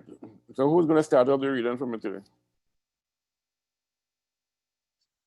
Okay, so I can read. Yeah, go ahead. Calypso 10 Studies, Note 6. Prior to 1921, the Calypso was sung in the yards of Port of Spain, where the rich elite and upper-class jacket men frequented. To make money from the jacket men, the Calypsonians sang high-sounding phrases and big words in their picong songs and were awarded with coins, especially when they rhymed well and made sense. Before the commercialization of the modern Calypso tents, Calypso records were made of the Calypso music. The first Calypso recording was an instrumental version of Mango Vert by Lovey's Trinidad String Band in New York in 1912. Lovey's band was a 12-member group of musicians that was led by George Bailey, Lovey. Both the Victor Talking Machine Company and the Columbia Gramophone Company recorded Lovey's Trinidad String Band. Their performances, all instrumentals, featured paseos, Spanish waltzes, and even Argentinian tangos. Spanish dances were very popular on the island at that time, thus the proliferation of the Spanish-type music being recorded. All right. 19. Just to make the point again, and for those of you young ones who might be of the view that the Spanish people are causing confusion in the society now, and they have this and they have that, just to show that the Spanish, Venezuelans in particular, have always been here. They've always contributed culturally, musically, and people in the South will be more aware of that because of that connectivity between Cedros and those southern ports of entry we have down there. And it was so reflected in the music, our music in the early 1920s and 30s, where paseos and waltzes and all Spanish type music, merengues, were more popular in terms of activities than the Calypso at the time. All right, go ahead. In 1914, at the beginning of World War I, Lovey's band made further recordings for Colombia. And these recordings took place in July and August of 1914. The Victor Talking Machine Company sent a team to Trinidad to make a complete repertoire of Trinidad's local music, including calypsos, paseos, Spanish waltzes, two-steps, patois, and East Indian songs by local performers. That was taken from the So you see the wide range of music we have had in Trinidad since then and even now. We have the, you know, if we have Spanish, we have patois. So very sure. Right. You see, we have patois down here. We don't depend on St. Lucia for patois. We have patois recorded, and that is Indian songs also being recorded.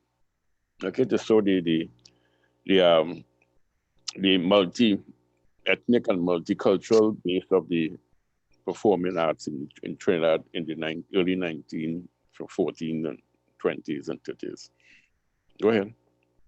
And that was referenced from the Port of Spain Guardian on August 28, 1914 on page 8. The Guardian also reported that Mr. Henry Julian practiced assiduously for this engagement. During the month of September 1914, recordings by musicians led by Henry Julian, Iron Duke Julian Whiterose, and band leader and pianist Lionel Belasco took place.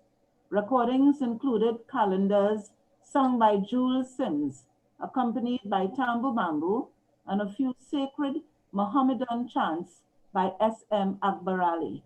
Again, showing the East Indian involvement at the time, mainly in recording, not so much in terms of carnival and mixing, but in terms of getting the music onto the disc or the, what do they call it at the time? Anyway, getting music recorded basically at the time. The Mohammed brothers and with their Mohammedan chants, again, showing the intercultural mix that was taking place, at least at the musical level at the time. Mm-hmm. Go ahead. Mm-hmm. During the period 1921 to 1927, more recordings of calypsos took place. The Victor Recording Company was most active in this respect. They recorded both visiting and expatriate singers in New York, beginning with the Trinidad Vandervillian Johnny Walker and pianist Walter Merrick. Walker sang calypsos and Merrick played the piano. In May 1923, the talented violinist Cyril Montrose migrated from Trinidad to the United States and made recordings for Victor Recording Company. Montrose, like Merrick, was a compatriot of Belasco who had himself migrated to the States in 1915. Belasco also provided musical accompaniment on his piano for the popular Guyanese vaudevillian Phil Madison when he visited the United States of America and recorded the latest sounds from Trinidad. The Trinidadian-born Sam Manning also featured on these recordings and continued doing so into the 1930s. Belasco, who visited Trinidad annually for the carnivals of the 1930 era, persuaded the Victor Recording Company to make further recordings for the English market. According to Frederick Wilmoth Hendricks, or Houdini, was brought to the USA, where accompanied by Belasco on piano, Gerald Clark on guitar, and Cyril Monrose on violin, he recorded a number of popular calypsos. Houdini also later recorded for the Brunswick Bulk Colander Company, Tiger Tom Kill Tiger Cat, Damble, Santa P, and Rat, while Sam Manning and Belasco recorded in the 1930s too for Columbia and OK Records. Later, in the late 1930s, Eduardo Sagomes became an enthusiastic agent for Brunswick and sent Calypsonians for recordings to the United States. All right. So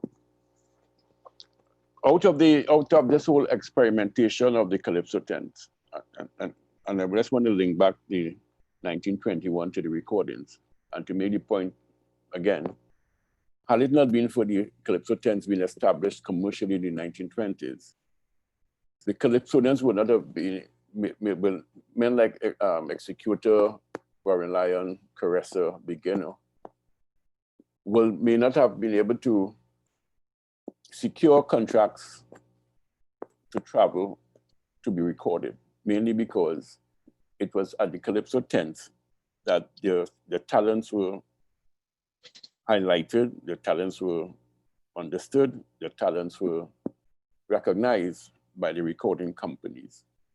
And it's out of those experiences, the recordings began. Also of note is that all of this happened before World War II. Remember, it's the 1930s, the World War II started in 1939 and ended in 1945. And therefore, the Calypso tents became more institutionalized after World War II. During the war, the Calypso tents were the only places where people were allowed to assemble. You see how we have our only COVID challenges these days? We can't go to the beach, we can't go here, there, and everywhere. The Calypso tent was the only place they allowed people to assemble during Carnival. They could not put parade on the streets for Carnival. They couldn't, the steel bands weren't allowed on the streets, but people were allowed to go to the tents for entertainment. Again, that's showing the importance of the Calypso tents during that period. And therefore, after the war, it was further institutionalized as a place where people could congregate and go for entertainment purposes. So that most of the real activities of the Calypso tents really began from 1946.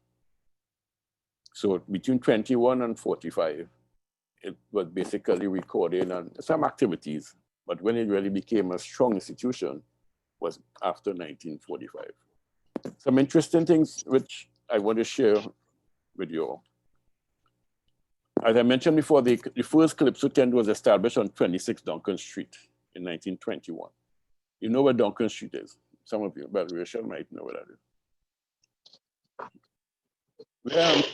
Can you come out here today to talk about Southeast? Anyway, George Street, Duncan Street is on the, what we used to call then the French part of Trinidad at that time. And it was also the part of Trinidad whereby most of the ex-slaves or most of the African population congregated. And some interesting things happened between 1921 and 1939 until the Calypso tents. As the Calypso tents became more and more established and accepted in that period, the Calypso tents moved west. So they started on Duncan Street in 1921. By 1930, they had reached to George Street, which was the Red Dragon tent. By 1931, they had gone to the Eastern Market. And by 1939, they had reached to Henry Street. So you see, they continue as more and more people, more of the middle class accepted the Calypso tents as institutions, and as more of the jacket men became familiar and regular visitors to the tent, they had moved out of the African areas to make themselves more accessible, because the people from St. Anne's and St. Clair and Marval, although they wanted to go to the tents, once the tents were located behind the bridge, and as still happens today, they weren't going to no tent. And the Calypsonians recognized that during that period, and they said, okay, they like the music, people come in, so we're going to make ourselves more accessible to them. So they moved from Duncan Street to George Street, to Henry Street, and then further along to Edward Street and to St. Vincent Street. An important kind of demographic we must consider. And today it happens. If Calypso House go and have a tent with all their superstars and they have the tent on the greens behind Piccadilly Street, who's going?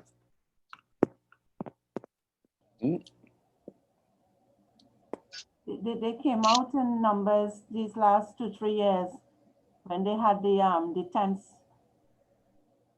on the greens, Doctor. Yeah, because there were free shows and it's something to do. But you know the majority of people where they came from, right? Marlene McDonald's advocates, you know. Tamandi, till confirm. I'm Jesse laughing. Sorry, I didn't hear me, sorry.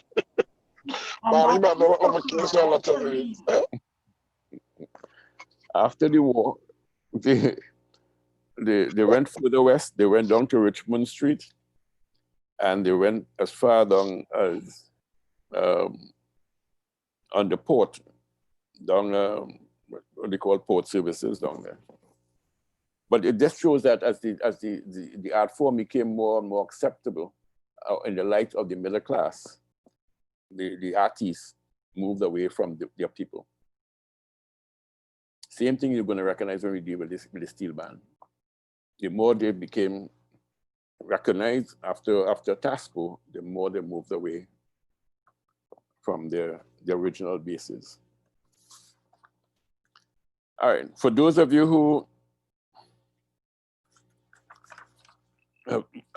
probably interested in buying the book Calypso 10's History, you're going to get all this information about the tents and the locations and so forth and so forth. I think Mr.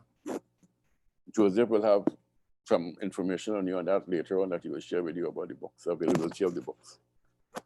I also have a book that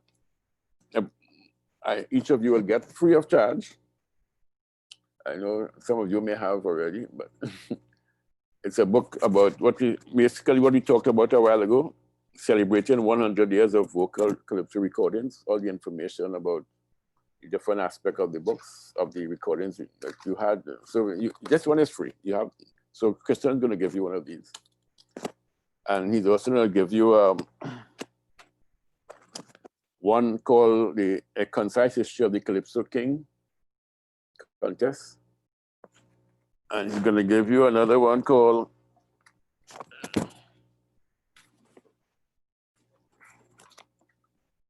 A Concise History of the Origin of the Dimash Crash Show. All them free? So all of these free. You're going to get free books. Tomorrow, God's willing, History of the Calypso 10s are coming. Huh? Coming by Chris. History, right?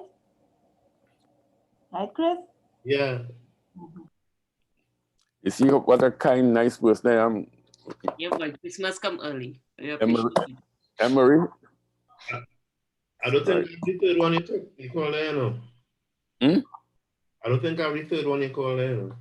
All right, but I'll get it to you. All right. All right.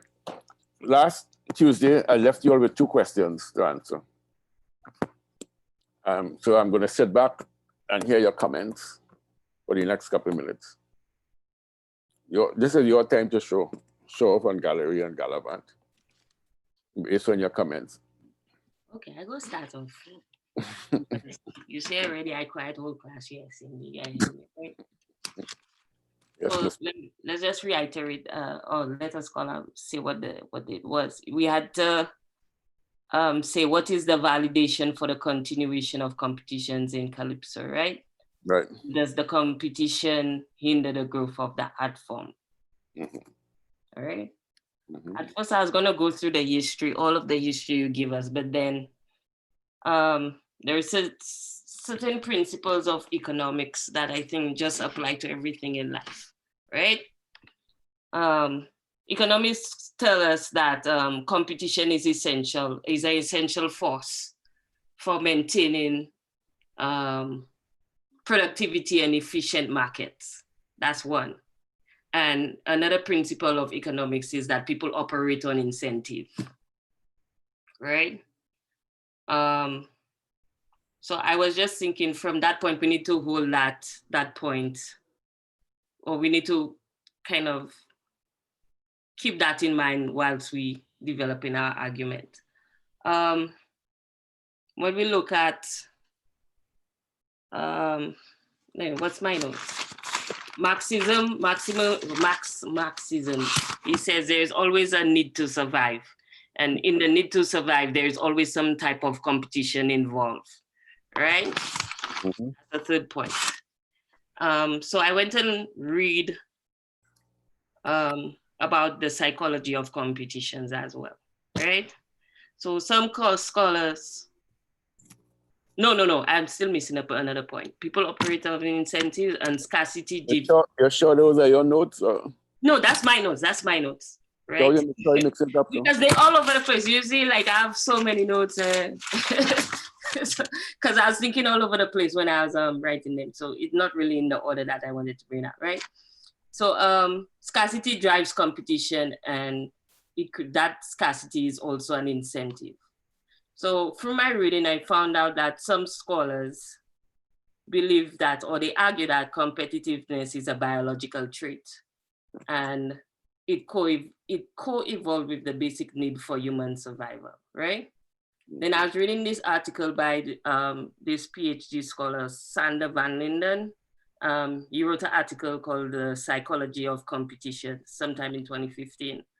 And he said, a competition by its very nature is what psychologists call an extrinsic incentive. Extrinsic simply means that the motivation to adopt a behavior or a decision is sourced externally rather than internally. For example, when you do something because you get a reward for it. And a fundamental characteristic and a downside of nearly all extrinsic incentives is that they only tend to work for as long as the incentive is maintained. He said the opposite is intrinsic motivation to do something, where you do it because you're personally convinced that it's the right thing to do.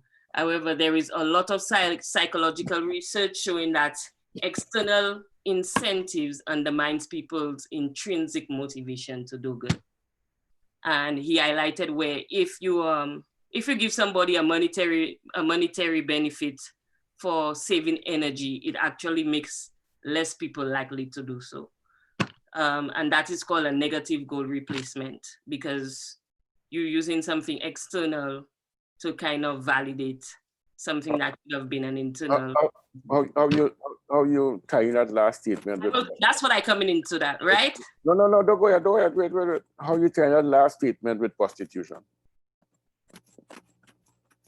Where you have a monetary benefit for an external benefit, an extrinsic. Mm-hmm. Well, it's a matter of survival, so they have to do it. Okay, all right. It's not a goal, they just have to do it. It's a matter of survival. So he said something to the extent of fun challenges and competitions are useful for raising awareness and achieving short-term goals. So, but they're not necessarily good for long-term maintenance.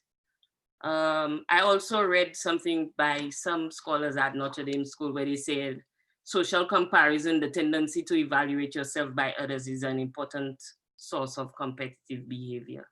Right. So how you tying all those to Calypso? Right. So I believe competition is valid, but competition alone will not sustain the longevity of the art form. And that is evident by what seems like the non-existence of Calypso outside of the carnival season, or at least from my experience, right? So I look at it from what do you call it? A two-edged sword, because you're dealing with, you have that age gap we spoke about the last time, where you have the older persons who more likely to go to the tents than the younger persons, and how we would deal with the younger persons. So I figured if we have festivals outside of the carnival season, showcasing the art form, and even where we blend the Calypso with other genres of music to showcase that it has class and opulence and tenacity. For example, in St. Lucia, outside of the Calypso season, you have the Calypso in Creole. You have the Calypso Under the Stars, which is Calypso in the jazz season. You have the Easter Festival. I can't remember what's the name of the Easter Festival, where you have Calypso in there as well. Where we have a Christmas festival where you have Calypso as well. Also where you have Calypso in formal events as entertainment. So that way you show that it's what is not resilient, it's flexible. It could it could fit in other places other than just Calypso, which not Carnival, I mean, which is, you know, kind of looked down upon by certain classes, but it has, you know, it could fit in those areas. And then a friend of mine was bringing up the point where, in terms of his side on government, if there's no way where they could make money out of it, then they don't see the value of it. So if you could have it outside of Carnival and it would still make money, which is the festivals and all these other shows outside of the Carnival season, I guess that's where we could get outside investment, sponsorship, that as well.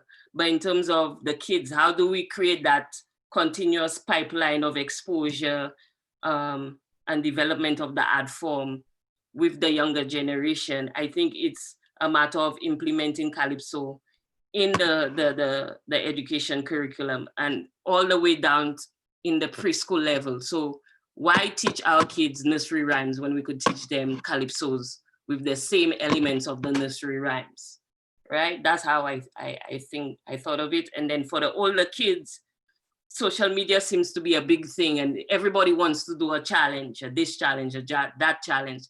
So let us include Calypso themed challenges in different aspects. For example, reading month, you have them do a Calypso based on some reading thing. During math month, in math month in St. Lucia, in one of the schools, they had a competition where the kids had to come up with a Denry segment song highlighting some principle of mathematics. That's another way. Some way, I was just thinking of it from the kids' standpoint. We need to foster that appreciation of the art form that does not tie into some kind of monetary goal. And that comes back to the negative goal replacement. We don't want them to always associate Calypso with a competition where you win something necessarily. So yeah, that's why I came up with. Okay, thank you, Shane. I'll come back to you on that later on. Could I hear from Roxanne?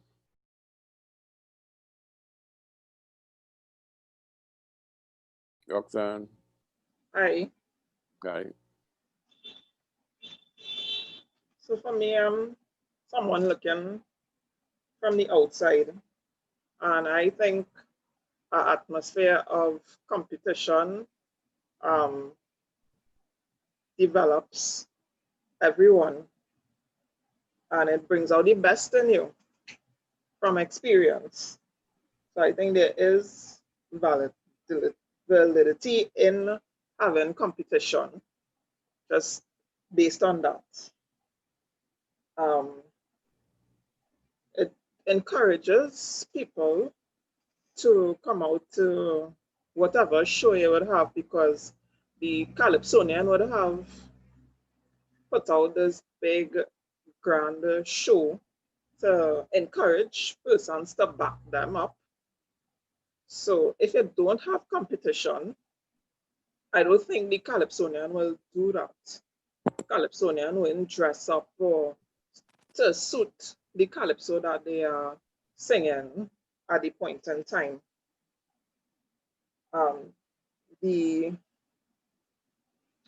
So as I put, for example, Skinner Park, where thousands of people come out to witness Calypsonians. If it didn't have a competition, I don't think people would have come out in their numbers like that to Skinner Park.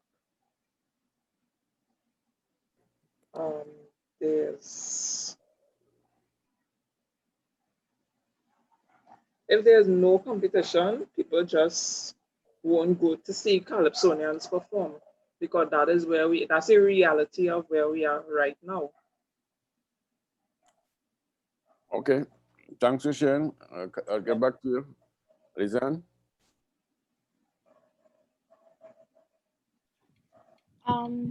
Okay, so I said, well, based on like my personal opinion, I didn't do like a whole bunch of research. This is based on my observation and opinion. So well, the same thing. One of the points I had was the same thing that yeah, it was the same thing that Roxanne was just saying, which is the competition. It kind of forces you to put out your best work.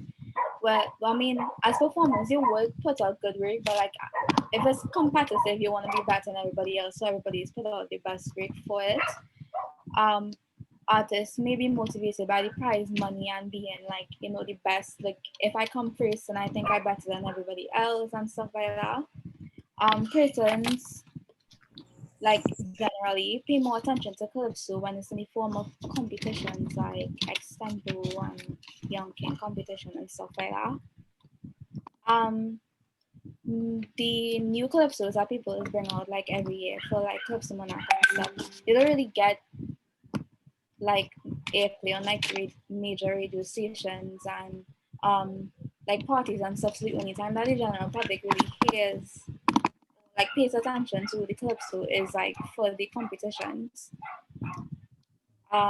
Yeah, also most people just pay attention to just the finalists in particular, so like the competition part of it. And for junior Calypso competitions, national and like otherwise, like in school, that's what tends to attract the youth to the art form. Like, you know, they want to come and see their friend perform, or like for junior Calypso Monarch, they want to go and they want to like put out the same, you know, so it kind of like guides it into the art form. And the last point I had was, well, I just said that Calypso during Carnival should have a use past just the competitions, which is basically what Rachel was saying, but she said it in more detail than that.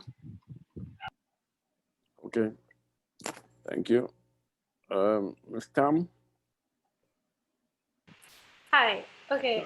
So I agree with what everybody else said. Basically, what I was saying is that from a cultural standpoint, the Calypso competitions are still valid because we kind of haven't, well, I get the sense that people haven't accepted Calypso outside of the carnival season as openly as they might have with soca. And from that standpoint, having the competitions, especially like the junior Calypso Monarchs and stuff, that is the main way that young people kind of get involved in the art form. They hear about it, you go to see your friends perform, you want to win the prize, so you create a Calypso, you go up, or I mean, some people get other people to write it for them, they go up and they compete for the prize. So from a cultural standpoint and where we are now, I think it is very valid to continue with the competitions. Also, because we don't hear much about Calypso outside the carnival season, a lot of the artists depend on the money made from those, from the sales of tickets for the competitions, the prize money to sustain them, you know, as well as whatever independent job they have for the rest of the year. So those are kind of the reasons I gave saying that why it's still valid to continue the competitions. Okay, thank you. Trevin? Trevin? Ms. Bailey? Well, basically, what I looked at in terms of the validity of the competition hinges on two parts. It's in terms of the motivation, what I just intrinsic or extrinsic, as Rachel would have said. If the artist is looking at what I want for myself, if I want to be the best that I can be, put out a Calypso song, you know, that will motivate or inform or entertain the masses, as opposed to, am I doing this just strictly for the money? You know, am I writing this, creating this piece of music because I want to be part of a competition in order to win some prize or to win some title, right? And then I also look at the flip side of it in terms of many times when they craft in the song, some of them may look at it in terms of what the judges are looking for. So when they sit to write, they look at the rubric that will, you know, govern how this piece of music is being judged. And in the long term, it may tend to box in the music you know, instead of it being the freedom of me trying to express myself as an artist, as an individual. So it has the positive, and it also has the negative in terms of how do you really judge creativity?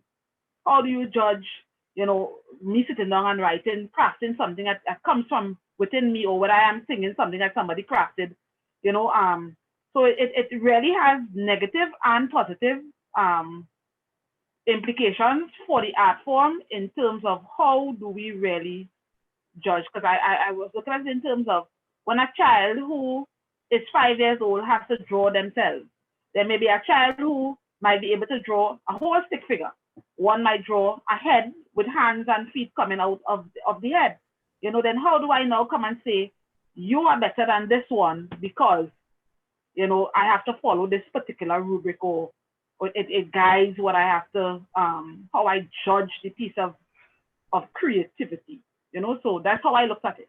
There's negatives and there are positives. And it depends on the artist and how they view themselves in terms of the art form. Because if we look at, you know, the history of it, what were they doing before there was an official competition? You know, and then look at it through the years. How do we now have to judge this piece of music?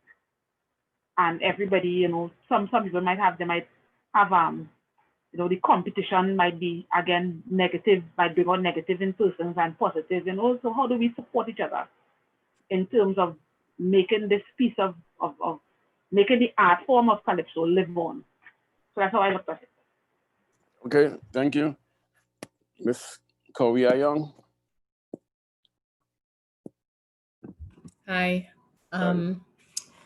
So I looked at Western industrial societies, and competition is promoted as a preferred strategy in various domains in the economy, in the workplace, sports. We see it, education, look at the SCA system that we have, even in family relations. So that was some research that I pulled, and I went into looking at a paper that is titled The Effects of Competition on Improvisers' Motivation, Stress, and Creative Performance. So similar to what Rachel pulled, I looked at extrinsic and intrinsic motivators, and Desi and Ryan in '85, they argued that the needs for feeling competent and self-determined, they can be satisfied by engagement in activities that are intrinsically motivating, giving one an opportunity to explore and develop one's skill and reaffirm one's mastery within their environment. So if we think about the Calypsonians mastering their art in the tents, there's that motivation. And then it's also characterized by those feelings of interest, the enjoyment, the flow. So we heard the flow when we listened to Brother Valentino, where he spoke about ending back up in the friggin' tent. So even though it wasn't a positive statement, there was that flow, there was that authenticity behind it, and the persistence to work towards conquering the challenges presented by the motivating activity, which is singing Calypso. So, but at the same time, you have intrinsic motivation is conducive to creativity. And we know what extrinsic motivation looks like. But in general, when it's administered properly, so I'm kind of just jumping down to it at the heart of it, rewards do reinforce any type of behavior, including that intrinsic motivation and creativity. So under most conditions, rewards as well as promised rewards can increase the participants' intrinsic motivation. So we can use the extrinsic to promote the intrinsic. And with that, I would say that yes, there is validity in continuing the Calypso competitions. It provides that opportunity for the performers to showcase their talents, receive those extrinsic rewards, which go in hand with the intrinsic motivations, which bolster their creativity, the enjoyment, and the persistence with honing the craft. Now, when we deal with the second question on competitions retarding the growth of the art form, and I take what Treven said about judges, and I'll talk about that, but we see the complacency in terms of this is how we've always done it. Do we need to change it? Why would we want to change it? And also begs the question of how has it evolved over the years? We went from 2 songs to 1 song, then back to 2 songs, and so on and so forth. The narrow time of the year, well, how do we access Calypso outside of the tents being available during Carnival? How are we diversifying Calypsonians? What has been done to attract or invite new performances? When I went to Tuco's website and looked at it, it's representing over 600 artists in the entertainment industry. This is what it says on the website. It's recognized bargaining body, so bargaining unit there. But when I tried to get, this actually I found, I think on their Facebook page, not on their website. So when I attempted to access Tuco's site from the link that is on the NCC's website to lean into your comment, Professor, about prostitution, it took me to a pornographic site. Okay, so if the Tuco logo, however, is selected from that same website, you access the Facebook page. So we come back to the level of and I hope I'm not offending anybody here, but this I hope I'm not. But well, I know, yeah, no. I mean, I just speaking the facts. Good to offend, don't worry about it.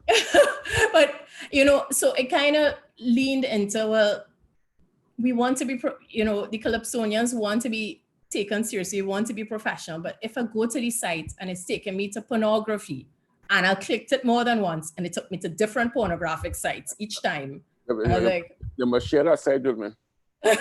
You can, all of us can access it. I don't hold the rights. If you go on the site now and you click, you will get some form of pornography site coming up. How soon you finish it? I checked it on Saturday. It was Saturday I did it. So I don't know if it's corrected between Saturday and Tuesday. I know that they're working on it. So, but that, if you want, so do you all know about it? Do you all really know about it? I will only go to see it. They're trying to fix it. That's what I'm saying. Okay, all right. Thank you. Thanks, Shalane. Because I was like, who do I tell about this? Because this can't be right. All right, I'll go quickly and see what's working. All right. But, and then you have the 50% local content protest march in 2000, 20 years later. And how is it any different now in terms of radio content? I think one of the island, I can't remember which island, but just this. It might be worse now. Yeah, it is worse now. It is. But just recently, legislation was passed in another Caribbean island for 50% local content. I'm sorry, I didn't take notes of the country, but if any of us know which one it was, but I think legislation is about to be passed where it has to be 50% local content. I guess I'll stop there, let somebody else have a turn, but I kind of dived into it. Okay, thank you. Thank you. Marie Richardson. Hello. All right, so similarly to the points made before, I think that competitions do have validity. Positive aspects of them is that, that they create incentive. I think they allow for specialization as well because, certain competitions have categories. So you could decide, if you want to write the different types of calypsos, whether it's social commentary, comedic, nation building. It creates relevance and accessibility because, these shows invite an audience that, as we spoke about regarding the tents, may not necessarily be attracted to going to the tents. So like for me, I would have watched the Calypso Fiesta and the March Gras, Example, and all these things on TV or listen to it on the radio. I might actually be more encouraged to go one of those shows, right? So I feel like it just invites the public into the art form more so. And it also reestablishes that link between Calypso and the other art forms that are part of the carnival, because as we spoke about, the Calypsonians would have created their own tents and sort of separated themselves from the masquerade tents, right? So in the competitions, you get to, I guess, reintegrate all the art forms and include the dance and the costume designers and mask makers and whatnot. Next point. This is not well linked, but Calypso to me comes like other genres of music that were like the springboard for genres today that are more, I guess, current. So it to me became like a niche, kind of like jazz and disco and blues. And I think that when you cater into a niche market, you need to try and satisfy. You have to constantly be satisfying the markets. And I don't think the competition does that. I feel like, you know, it's Calypso for Carnival, and then after that, I can't really get any new content anywhere in any significant way. So I feel like there's too much focus on the competitions, which I don't think invalidates the competitions. I think it has more to do with the attitude of the people involved in the industry and the willingness to innovate and try new things. So I feel like definitely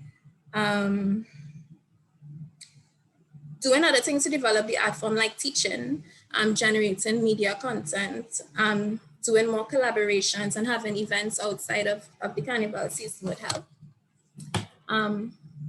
Another point, however, is that I feel like there's a paradox because so long as the competition is the main source of the, by which the Calypsonians eat, it would starve the art form because there's a Martin Carter poem, "A mouth is always muzzled," and it says a mouth is always muzzled by the food it eats to live. And to me, if the competition is the main source of income, then it lends itself to a lot of censorship, a lot of stifling of creativity, as Shaveen said, because you know you want to cater to the rubric, the judging rubric, and also who is sponsoring these events. You know, you have to think about the people who run in the show and what you'd really be allowed to say and the opinions you'd be allowed to express, because you don't want to offend the people funded. So yeah. All right, thank you. Shirley? Yeah. My first slide was by Calypso, Stories Are Told. And then you followed through this evening in your class with the history, I would have touched on in showing that Calypso competitions has been ever since, from the very early days, even before it was formalized, and we would have the first national, we would say, Calypso competition, 1939, that, as you know, was won by Growling Tiger. And his prize, incidentally, compared to what was there before, was the $20 that he received at the Princess Building grounds, as you say, where Napa now stands. Prior to that, Gordon Roller would have stated in the early days that competitions was always a major source of income. And the prices back then ranged from $7 first prize, $2 third prize, and then there were drinks of various natures as the consolation prizes, you know. And yet still with all of that, you have who we would refer to as the historical icons in the Calypso, you know, moving it from local shows to international shows, you know, like Attila the Hun and the Roaring Lions and they. So that we would see the advent of the Calypso from officially 1939 to the present. The Calypso competitions, even though they would have been plagued with various levels of criticisms even today. And it would range from the unfairness of the results, to the biasness of the adjudicators, to the adjudicators seemingly not understanding the elements of the rubric of the judging system, to the band not playing as good for one competitor as they did for another, to the sound system mess me up, to Calypsonians taking Tuco to court and winning for some claim or the other, to some people in the citizenry finding that Calypsonians should not get all that prize money, $1 million you're talking about, to the singing stupidness. Yet still the competition remains an exciting aspect of our cultural platform, whether it is held during the regular carnival season in Trinidad, or for the independence celebrations, or for Labor Day in New York, Notting Hill Carnival, Miami. That competitive aspect is still an injection into the fighting spirits of our cultural DNA. And from the man in the street to the politician to the radio announcer, Calypso aficionado, cultural activist, And no more so to the students in schools. The rara is still, I wonder who going and win tonight. Why is there always this big margin between the people's choice and the pronounced winner from the adjudicators? What did the people see that the adjudicators did not see? So the Calypsonian is always viewed as a mouthpiece of the people. But is that still so today? Many folks today say that only in the Calypso tents they can get the political satire.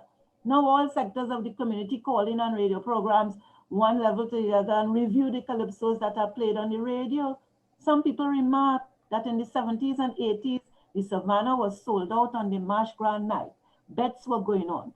Boy, Shadow winning tonight, boy, no boy is Sparrow. And when Shadow lost, people left stupefied, walking out of the Savannah like zombies. And for the rest of the year and years to follow, they still cannot understand that rubric of the adjudication system. But you know what? The next year is the same set and more coming.